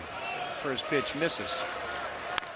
Not polishing spoons in the Burke household these days? No, just trying to get them cleaned. Keep them off the floor. When we use utensils, Kyle. Yeah, that does bring up a dinner we recently had with Berkey and sushi. You know those chopsticks? Allergic to them. He goes bare hand in the big plate. Wash. Chopsticks are eyewash. Like, we have fingers with thumbs. Issues. You know what? Dreiling right field. Laviolette. Oh, he ran right into the wall, and it is gone. Dylan Dreiling, a 2-run shot. 9-4 for a second. I thought we were going to see Laviolette make another home run robbing catch, but he banged into the corner of the wall, and Dreiling leaves the yard the 21st time this season. Rookie, it's right at the spot where the bullpen ends and that wall jets out a little bit. Pretty good job pulling those hands in here too. Backspinning us out to right field, but I thought he was going to rob another one. And if he doesn't bang into the wall, he might. Yeah, he totally lost track of where he was because he's at a space where there is a little more room until there isn't. And right when he takes that last step to his right, he was timing his jump. Ooh, he had it. Yeah, no, that's probably lower than the ball he robbed from Cade Curlin early in the week. But he just runs out of room, and the Aggies probably kicking themselves for not making a pitching change. Yep. They had a lot of conversations with Stewart. He's going to leave the game. And Tennessee will sign a life here. They get a couple. 9-4 with one out. We're in the bottom of the 7th inning. Welcome back. There is Laviolette, and he was probably having deja vu. Difference this time, Cade Curlin was batting from the right side, so he started in a different position. He probably wasn't as far over towards the right field line as he was against Dreiling, the lefty. And this time, instead of being in position, whack-a-mole, he hit the wall. Well, he was just getting them organized there, too, to climb the ladder. I think he makes the play. And that is within inches of where the other ball was hit. It's the exact same spot in the wall. It's the exact, just a different outcome. So Brad Rudis comes on for the 24th time. He's been really good out of this A&M bullpen all season. 6-0 with a 229 sidewinder that will get you a lot of ground balls when it's right. It's a good late action, everything. Fastball changeup will move pretty hard to the arm side, so down and into a right-handed hitter. Dylan Dreiling, who hit that home run, is 3 for 4 tonight with a couple of singles and that long ball. Now it's Hunter Ensley, who has reached twice. A couple of singles, and Rudis is ready in a 9-4 game. Ooh, at the knees, that's wicked. That's a strike. Dylan Dreiling now 9 for 16. Yeah, killing it. World Series.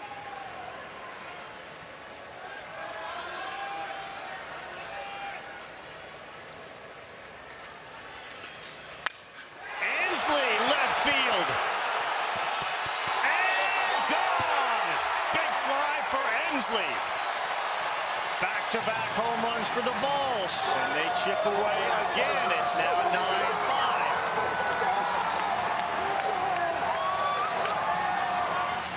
Hunter Ensley's third hit tonight. 12th home run of the year. We talked about them making a little run just to feel a little better, get a little momentum, and maybe get Osham back up. They might have done it all in one inning. Guys. Now a 4-run ball game, 3-spot in a heartbeat. This game just got real interesting. And they're not wasting any time. Nope. They're going straight to Osham right now. One pitch. One homer. Jim Schlossnagle out. And the best reliever in college baseball, Evan Osham, will come in. We're in the bottom of the 7th. There is one out. Dreiling left the building. Hunter Ensley. Exit stage left. A no-doubter. We got ourselves a new ball game. Osham coming in. Well, it's become a 9-5 ball game. Game 1 of this Men's College World Series with Chris Button, Kyle Peterson, and Chris Burke. I'm Carl Ravitch. It's the bottom of the 7th inning. There is one man down, and out of Brenham, Texas, they bring in Evan Osham. He's an interesting guy, given his numbers are so great. Doesn't walk anybody, strikes out so many. And if you're just watching him for the first time, you'd be like, geez, it's not overpowering in any way. How does he do it? I mean, it's fastball right about 90 miles an hour. How he does it is he uses all three, and he uses all three about equally between the fastball, the slider, and the changeup, and he throws a ton of strikes. If he is in the game now, he is in the game to finish the game. The left-hander is coming in to try to get the final 8 outs. Certainly, Rocky Top is feeling a little better about things. Tavares Tears, who has one of the defensive plays of the night, will step up. A little more energy from the Big Orange. First pitch, ground ball, that's going to be foul. The starting thing with Osham, it's not necessarily the run prevention, even though it's fantastic how effective he's been from an ERA standpoint. It's how low the hit total is. I mean, 47 hits. 70 innings. In 70 innings for a guy that doesn't have overpowering stuff it doesn't really compute. Well, he's walked 12 guys the whole year. So that many strikes, yet almost no hits. Great pitch there. Left on left changeup. Less than 20,000 people in that town of Brenham.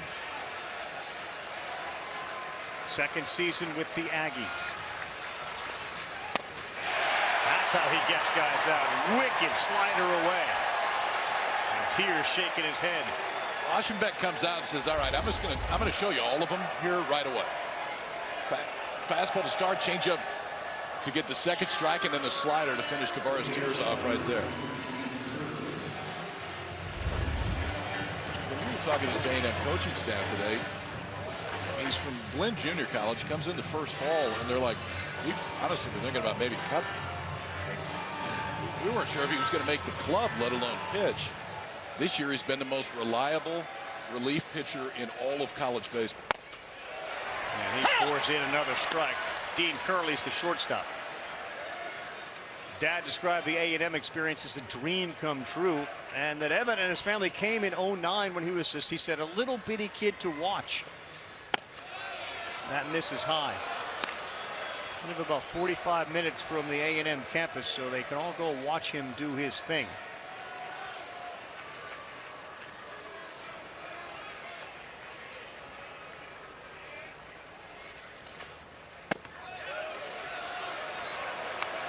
Well, and you said, KP, he's in the game to finish it, which would be 2 2/3. And with the length that Stewart gave them, that's 2 of their best 3 bullpen bullets. Very heavy workloads here in game 1. At the letters 2 and 2. Really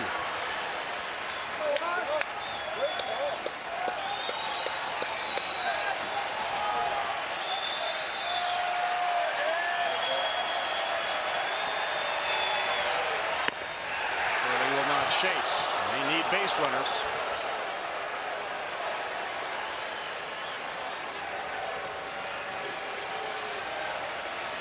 Dean Curley, a couple of hits. He flew out to left. Ready on a 3-2. He went with a fastball, and he got him. Osham comes in and strikes out Tears and Curley. Balls are back in it. 2 swings, and this is what they can do. Dylan Dreilight's having a heck of a College World Series. Hunter Etzling follows with a slider that goes into left field bullpen. Ball's cut into a 4-run lead. Hope you're enjoying Game 1 of the Men's College World Series. It is presented by Capital One. Back here on a Saturday night. Game 2 tomorrow daytime. ABC. 2 o'clock Eastern Time, 1 o'clock local.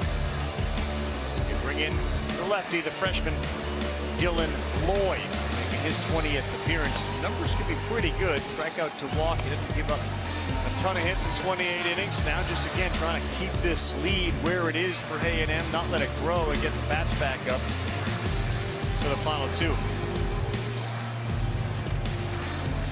Carl, a guy that grew up in Pigeon Forge, about an hour from Knoxville, growing up a huge Tennessee fan.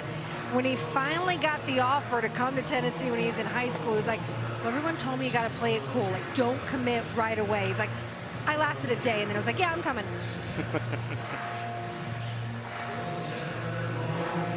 KP, I guess he kind of showed his hand, huh? He wasn't a good poker player. I'm in. Yes.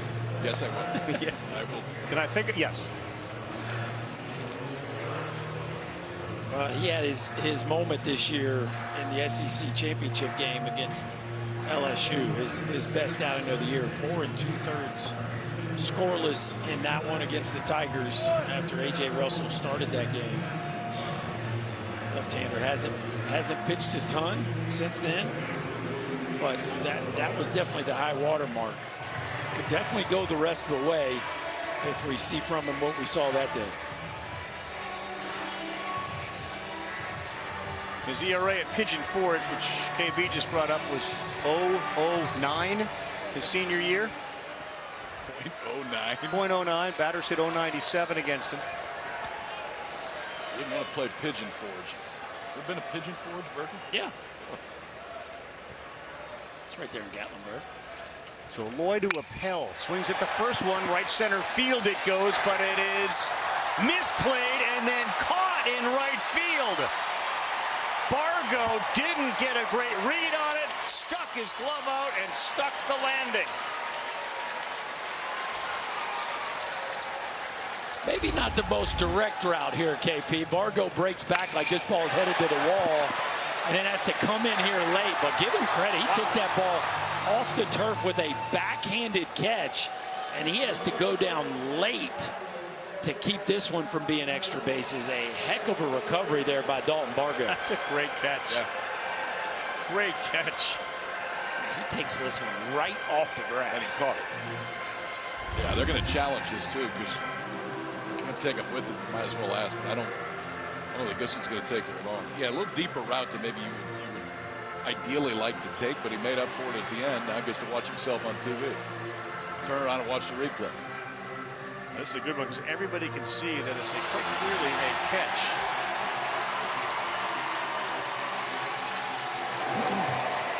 After further review, the ruling on the field of out is confirmed. Texas A&M is charged a second challenge, and they have no more remaining for the game. All right, so out of challenges, A&M. Dalton Bargo, backhand off of the lawn. Tavares Tears, let me throw that on there for you. Lid back on. Outfield play continues to be terrific for Tennessee as Loy fires and misses. Loy's mom was an outstanding athlete. High school in the 90s, played basketball, softball, and track, and passed on all sorts of competitiveness to her boys. And Dylan brings that to the mound here in Omaha. 1-1.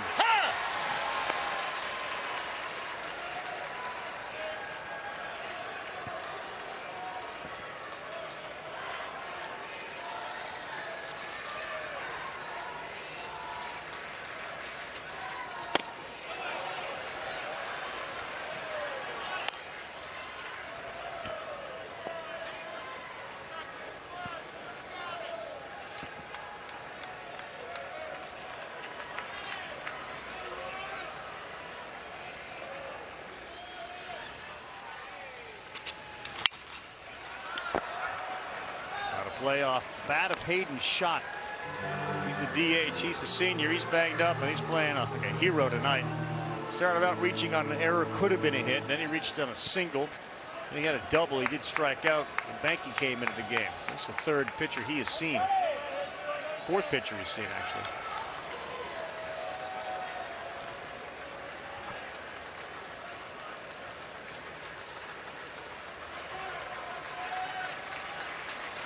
Two and two.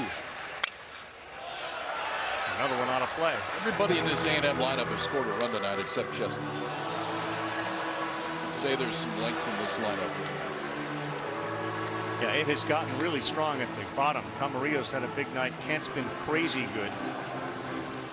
Chestnut did have a hit. He got to second base. He got stranded there. 8-0 in the postseason. It's Texas A&M on a 2-2. Swing and a miss. Another good one from Loy. I know he probably won't mess with it, but it would be hard if you're Jim Schlossnagle to leave Caden Kent in the 8-hole.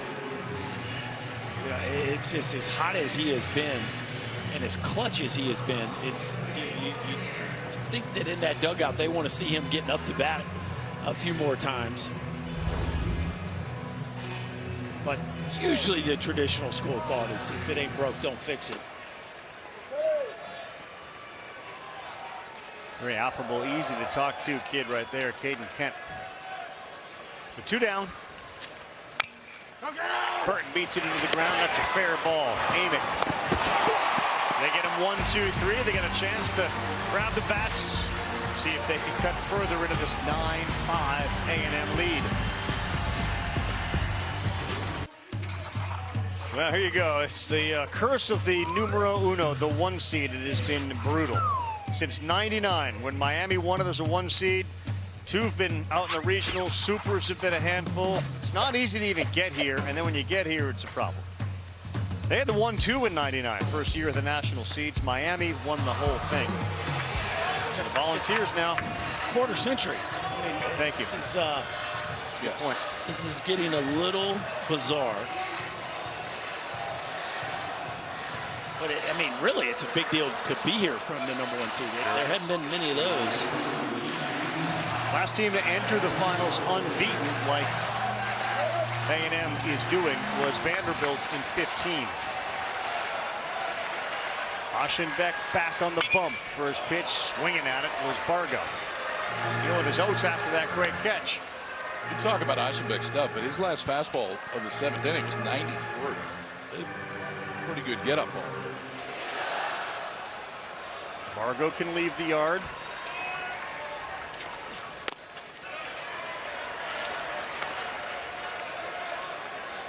One ball, 1 strike. He's got 3 pitches. And there isn't a count in which he won't use him. So with 1 strike now, they vacate third base. Nobody out. And Aschenbeck picks up strike 2.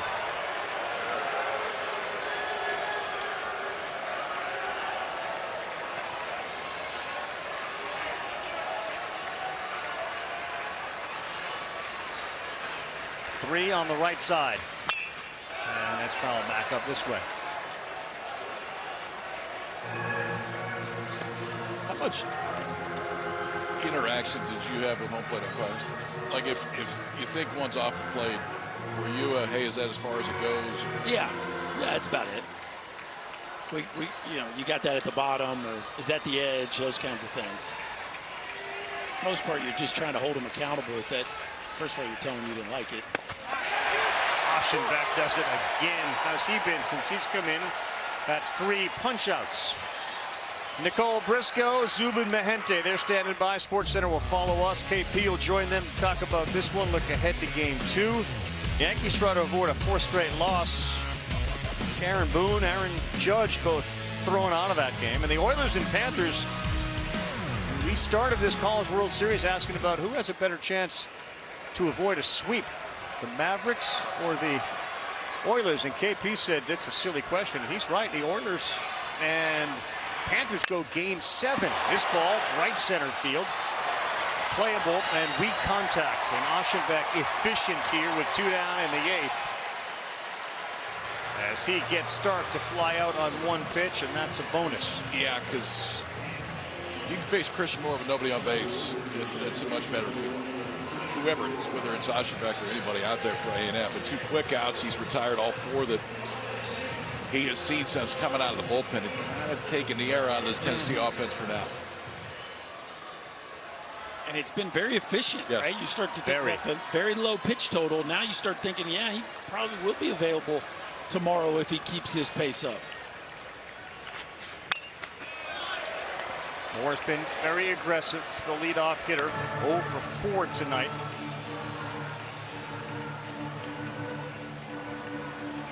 Such a unique aspect to the game of baseball versus other ones. You can be so great one day, come back the next, you're facing a different pitcher, and you go hitless.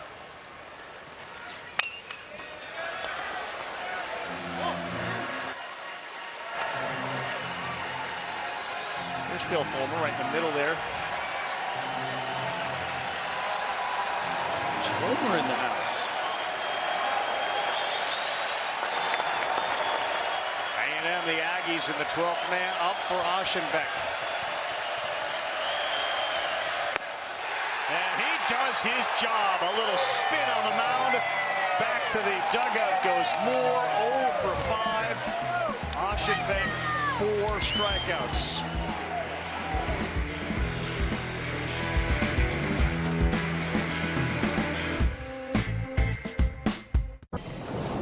It's now time for tonight's Capital One rewarding performance. Don't tug on Caden Kent's cape, man. He has been on fire. It's been spectacular. He came in 5 for 11 at the College World Series. How about 3 for 4 in this one, including this huge 2-run homer. No doubt with a little bat flip there and brought Pops to his feet. So I love that look on his face. He had a little smirk on his face when he knew it was gone. Enough of a flip.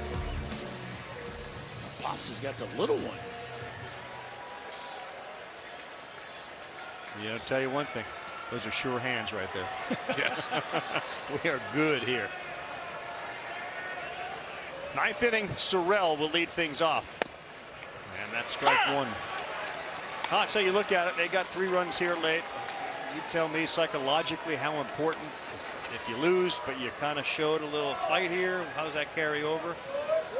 Well, yeah, I think the 3 spot was certainly helpful from a momentum standpoint, and you got Aschenbeck in the game. Now, he has been dominant since entering the game, and it's been pretty low stress, so not quite the win that you're looking for on a moral victory side from Tennessee. And for A&M, it's been about as perfect as it could possibly be. The offense was clutch. Your pitching has been every bit as good as it needs to be, and you know, Stewart is burned for tomorrow, but if Aschenbeck can get through the 9th with a low pitch count, you have pretty much everybody available tomorrow that you would want. He's thrown 18 pitches. That's a strikeout of Sorrell. Yeah, and you led 7-1 after 2.5 innings. Like, it's 7-1. Well, I mean, if you're Tennessee, you got Drew Beam going on. I don't know if A&M knows who they're going to throw to. Yeah. So it definitely is advantage Tennessee on the mound tomorrow. Drew Beam, will it be his 51st career start tomorrow in college baseball? He's been out there a few times. Yeah, that's the guy you want to send out there when you're facing elimination, no doubt about it.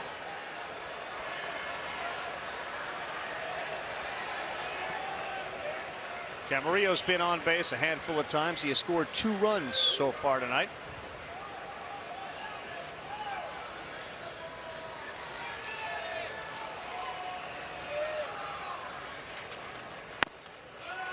Jalen Loy has been very good here for the Vols since he came in.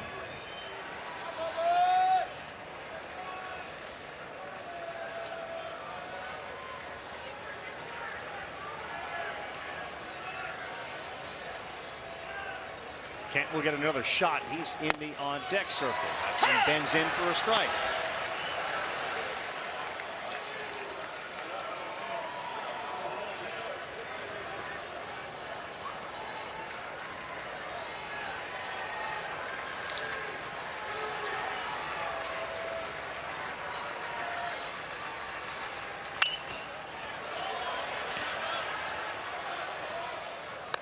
Yeah, you come to Omaha and you have a chance like this, and there are a lot of rooms that have a lot of people staying in them.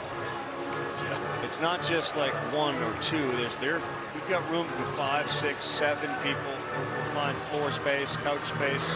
A lot of rollaways. A lot of rollaways. Hotel rooms have become very hard to find.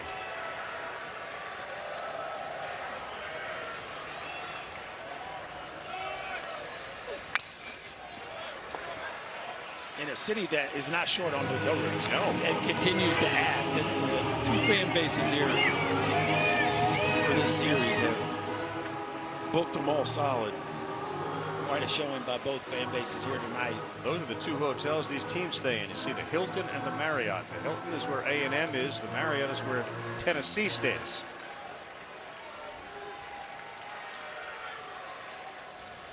Got an 0-2 against Camarillo as Loy is ready here. He will not chase. 1 ball, 2 strikes. I do love now that we're starting the finals on a Saturday.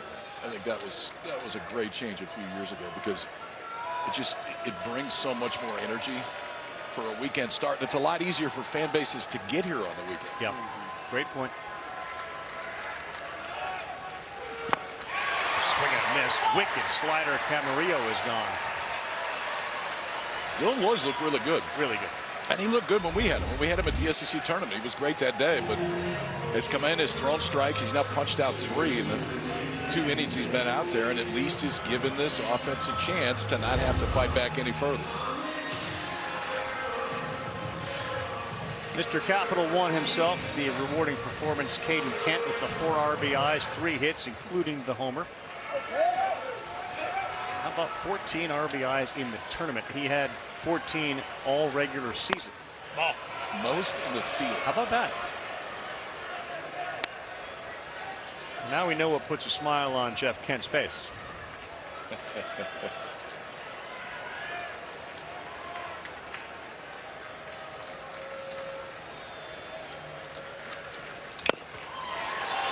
If you can't smile on that one, 100%.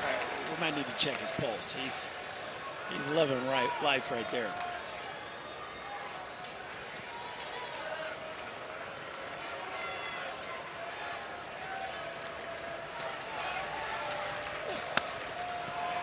Here you go, Cal.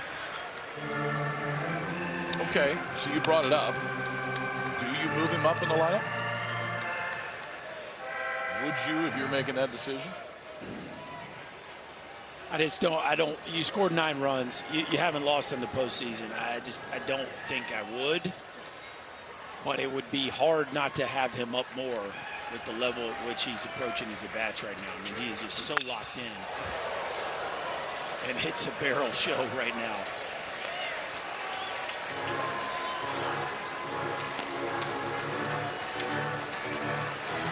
But there is something to lineup chemistry and messing with it. Yeah, comfort and all those kinds of things. And messing with it is pretty dangerous at this point.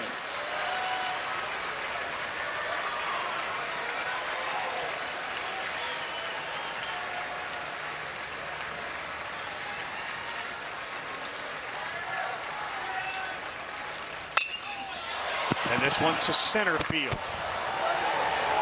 Volunteers is there. We got a half inning to go. Bottom 9, last chance for the Volunteers. It'll be 2-3-4 when we return. The NCAA Men's College World Series is presented by Capital One. What's in your wallet? Aggies are having a blast tonight. They jumped out to a 2-zip lead, got a first inning homer from Gavin Grahovac. They gave up 1 in the bottom of the second and then threw a 5 spot up on the board. And they have not looked back. They lead at 9-5 as we head to the bottom of the 9th of game 1. Looking to bring a baseball championship back to College Station for the first time. Volunteers have 3 outs to play with tonight, and then they get another chance tomorrow at 1 o'clock local time, 2 Eastern on ABC.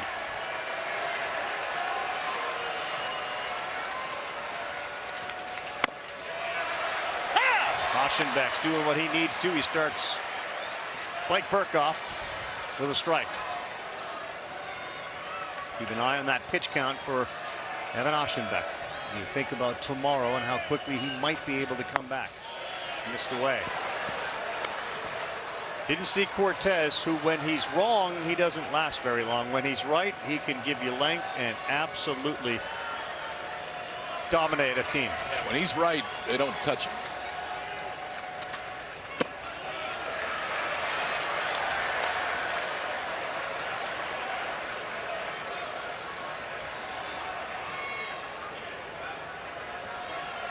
This was sort of a bend but not break performance by the Aggies pitchers. Tennessee had a whole bunch of base runners. They go 2 for 10 with 2 out, 2 for 11 runners in scoring position, and 5 for 16 with a runner on. A&M has struck out 14 batters tonight, and they have 51 strikeouts at the World Series.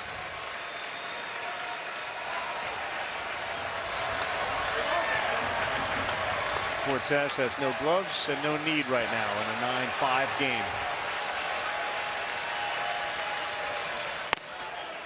3-2.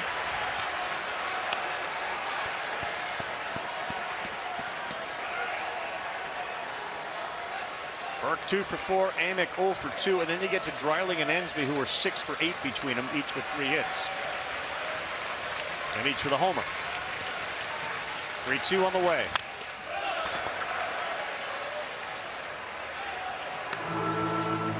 Day baseball tomorrow, boys. You'll be toasting too. Shocker. Triple digit toasting? Feels like. The old ever popular feels like. The dreaded ish.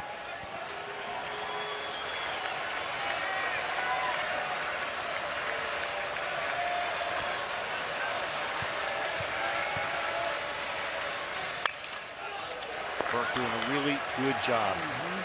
One thing they talked about with this Tennessee team, and you'll see it after, if they lose tonight, how they stay together. The team chemistry that was a focus point. And a lot of times these guys would go hang out at Blake Burke's house and just sort of sit, watch sports, you know, play cornhole, just hang out. And they feel like this is as together a team as perhaps they've had under Vitella. This guy's one of the main reasons. He's taking a big chunk out of Evan Aschenbeck's pitch count right now. He's running it up there. He's certainly doing his job, whether he wins this at bat or not. But if he does, as you said, Carl, you start to get to the part of the lineup that's been very productive in this ball game. This will be the 9th pitch of this at bat. Called strike 3. Aschenbeck does it again. Strikeout number 5. Pretty good pitch right there, Kate. Right pitch. Yeah, I mean, he was fastball heavy. And again, we talked about it when Aschenbeck came in the game. He will throw any of his 3 pitches in any count. It doesn't matter what it is. Gets to 3-2 after Burke had fouled some pretty good fastballs off. That was in top of the zone, but in the zone, and just froze him with a slider. Right at that front shoulder, locked him up. He has faced 6 and struck out 5. And he gets the call there.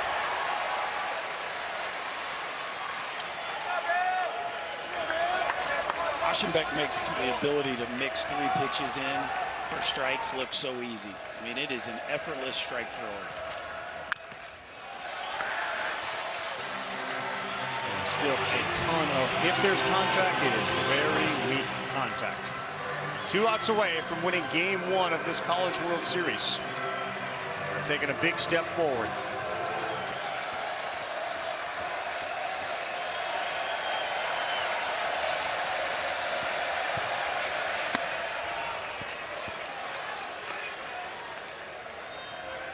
People wonder how important is Game 1 of these finals. 13 of the 20 to win Game 1 have gone on to win it, including 9 sweeps. Get to a Game 3 and the advantage of winning Game 1 disappears. That's going to keep the line moving. Amick. He delivers a single with 1 out. Billy Amick struck out his first 2 times up. Since then, he's been on base 3 times with a couple of walks and now a hit. And there are those numbers graphically represented.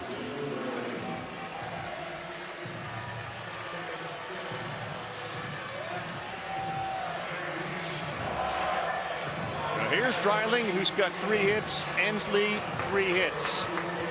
On deck. We talked about Tennessee's ability to hit left-handers.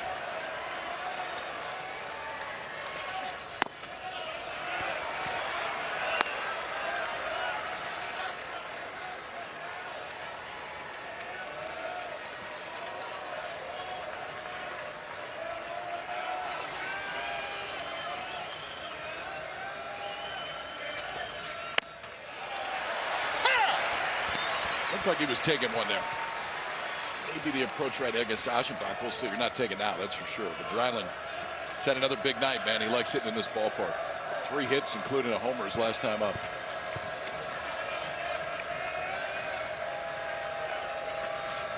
Ball. He thought about it, but he takes it. It's 2 balls and a strike. And again, keep an eye on that pitch count now to 34 pitches. And if there's any team in this country that believes this lead is not insurmountable, it's the team at the plate right here. And they've done it here already. This ball driven to right field, and that's going to get down. Rounding and heading to third is Amick. And hold the phone, first and third with 1 down for the Vols as Dreiling picks up his 4th hit of the night. Wow. He's had 2 4-hit games in 4 College World Series appearances this year, and he gets, what is that? Is that a changeup, KP? Yeah, just a changeup kind of pulled to the outside part of the plate. Dreiling continues to barrel the ball up. Now 4 hits, and we talked about how big that 3-2 count was to Burke. Imagine if that wouldn't have gone Aschenbach's way, but Tennessee making it interesting here in the 9th. We started this College World Series with 3 games, all ended with a walk-off. Ensley's got 3 hits. Aschenbach's looking for a ground ball. Strike 1, 82 mile-an-hour breaking pitch to get ahead.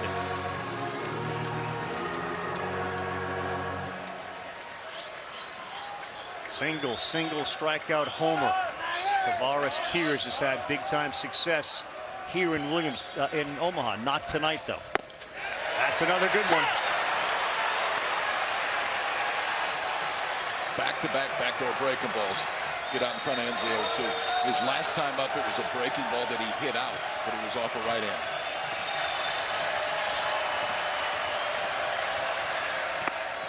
Two, trying to get him to chase, and he won't.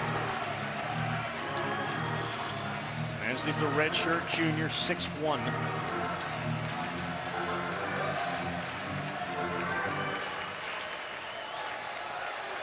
Huntington, Tennessee. Outfield fairly deep. Center fielder Chestnut is in a little bit, and he spoils one there as he went up top. That's the one where Aschenbach gets a lot of his swing and miss. That ball just at the letters. Nice job there by Ensley. Talking to home plate umpire Mike Morris about whether it was a ball or strike, and it was a ball, just a touch up. No team in college baseball has won more games since the start of 2020 than the Tennessee Volunteers. 1-2 on the way to Ensley. And he went filthy slider down and in. Big second out and another punch out for Aschenbach. He could put a clinic on sometimes. Just pitch selection of locations. Climbs the ladder with that fastball, gets the foul ball, and then comes right back. And all 3 strikes in that at bat against Ensley were sliders. First 2 he took. This one back-footed him for the second out. 6 strikeouts in this game for Evan Aschenbach. It's 16 in the game for Tennessee. Yeah.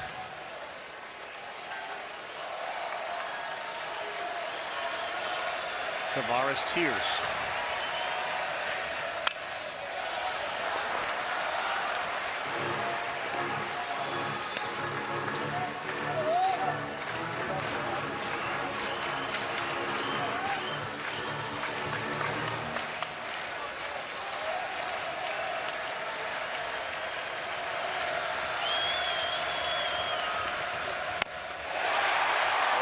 There's that swing and miss, the whiff on the high heater. They are a strike away from winning game 1.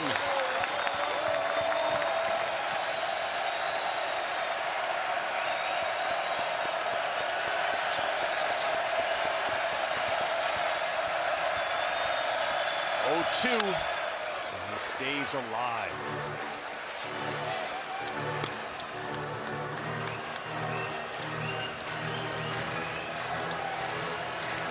Aschenbeck has recorded 7 outs, 6 of them by strikeout.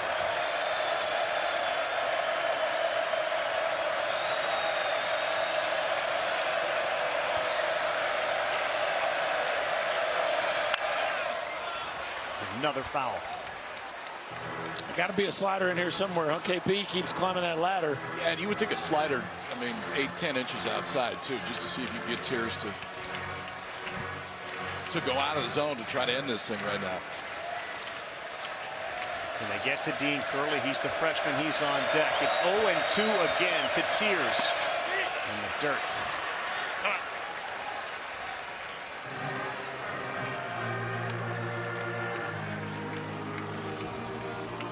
Only a freshman, but he started this thing off by delivering a couple of hits in his first 2 plate appearances. Want to make sure they get the moment. Swing and a miss. The Aggies will take game 1. Aschenbeck strikes out 7 in relief, and they win it 9-5. Pretty workmanlike today for the Aggies. A clean defensive sheet. They don't make any errors. Threw a ton of strikes. Offensively put 5 on the board. They gave them some distance in the 3rd inning. And then if the left-hander comes in the game, usually going to be a good night for the Aggies. And you punch out 7 of the 8 outs that you get, I'd say he was feeling pretty good. Yeah, and 13 hits and 9 runs. Just a ton of clutch hits by this Aggie offense. Caden Kent continues to shine, and really a dream scenario for the Aggies because they still have some bullets to fire if they want to out of that bullpen. And the offense was plenty in this one to stay ahead of Tennessee. They stay unbeaten in the NCAA tournament, and the next win for them will get them a World Series title. Again, 2 runs in the first, and things started from Jump Street with Gavin Grahovac going deep to right, the leadoff man with a homer on a 2-strike pitch. They got 1 more in the first, then they picked up 5 in the 3rd as we send it down to KB. Thanks so much, Ravi. Caden, what is it about you, the work ethic, that when your moment has been called this postseason, you've been able to deliver? No, it's just the repetition of hours on hours, man. And baseball's a hard game. There's a lot of ups and downs, and right now I'm living on an up. Been around a lot of baseball in your life. What's it like to produce in front of this kind of crowd? Oh, it means so much. These guys, these fans support us till the very end, win or lose. And to be able to pull out a win, our team played amazing. Ryan pitched a great game. It was a fun game. You are 1 win away from celebrating a national championship. How are you going to sleep tonight? I may not. No, but you know, we're going to celebrate for a little bit right now, and I'm sure Schloss is going to say we got 1 more to go. So, and we do. We'll see you out here tomorrow. Congratulations. Thanks, guys. Caden Kent, a big part of this A&M offense. 9 runs on 13 hits. They did not commit an error. Got to turn the page pretty quickly. We're back tomorrow during the afternoon. Yeah, this is a sleep fast night right here. If you can't sleep at all, because the boys in orange will be ready to go tomorrow. I can promise you that. Yeah, they get their stud beam on the mound and an offense that needs to bounce back, but give it up for the Aggies. They were the best team tonight. Sunday, 2 o'clock Eastern Time, ABC. Will A&M win their first ever men's baseball championship, or will we force a game 3? We already got a game 7 in hockey. Will we see a game 3 in college baseball? Kyle Peterson and Chris Burke, Chris Budden, and our entire crew. The Scotties in the truck, Gustafson and Johnson, producer, director. I'm Carl Ravitch. Thanks, everybody. Sports Center's coming up right now. We'll be back to Omaha during the show. In fact, Carl will head back there in just seconds. Hang tight. First pitch of game 2 is just over 14 hours away in an all-SEC championship. Kyle Peterson, who's in the booth with Carl, is going to be here in just seconds. Baseball fans, hang tight. Nicole's going to talk to him in just a moment. For the 5th straight year, the champion of baseball is coming from the Southeastern Conference, Gavin Grahovac. This is how you start in game 1 Oppo, gone. First leadoff homer in the Men's College World Series Finals in over 20 years. A&M's got the lead, and they're going to keep it going. This kid, Caden Kent's got good genes. That would be with a G-E-N-E-S. His dad, Jeff Kent, the 2000, there he is, NL MVP. You might remember him at the turn of the century, and his boy turned on this pitch as well.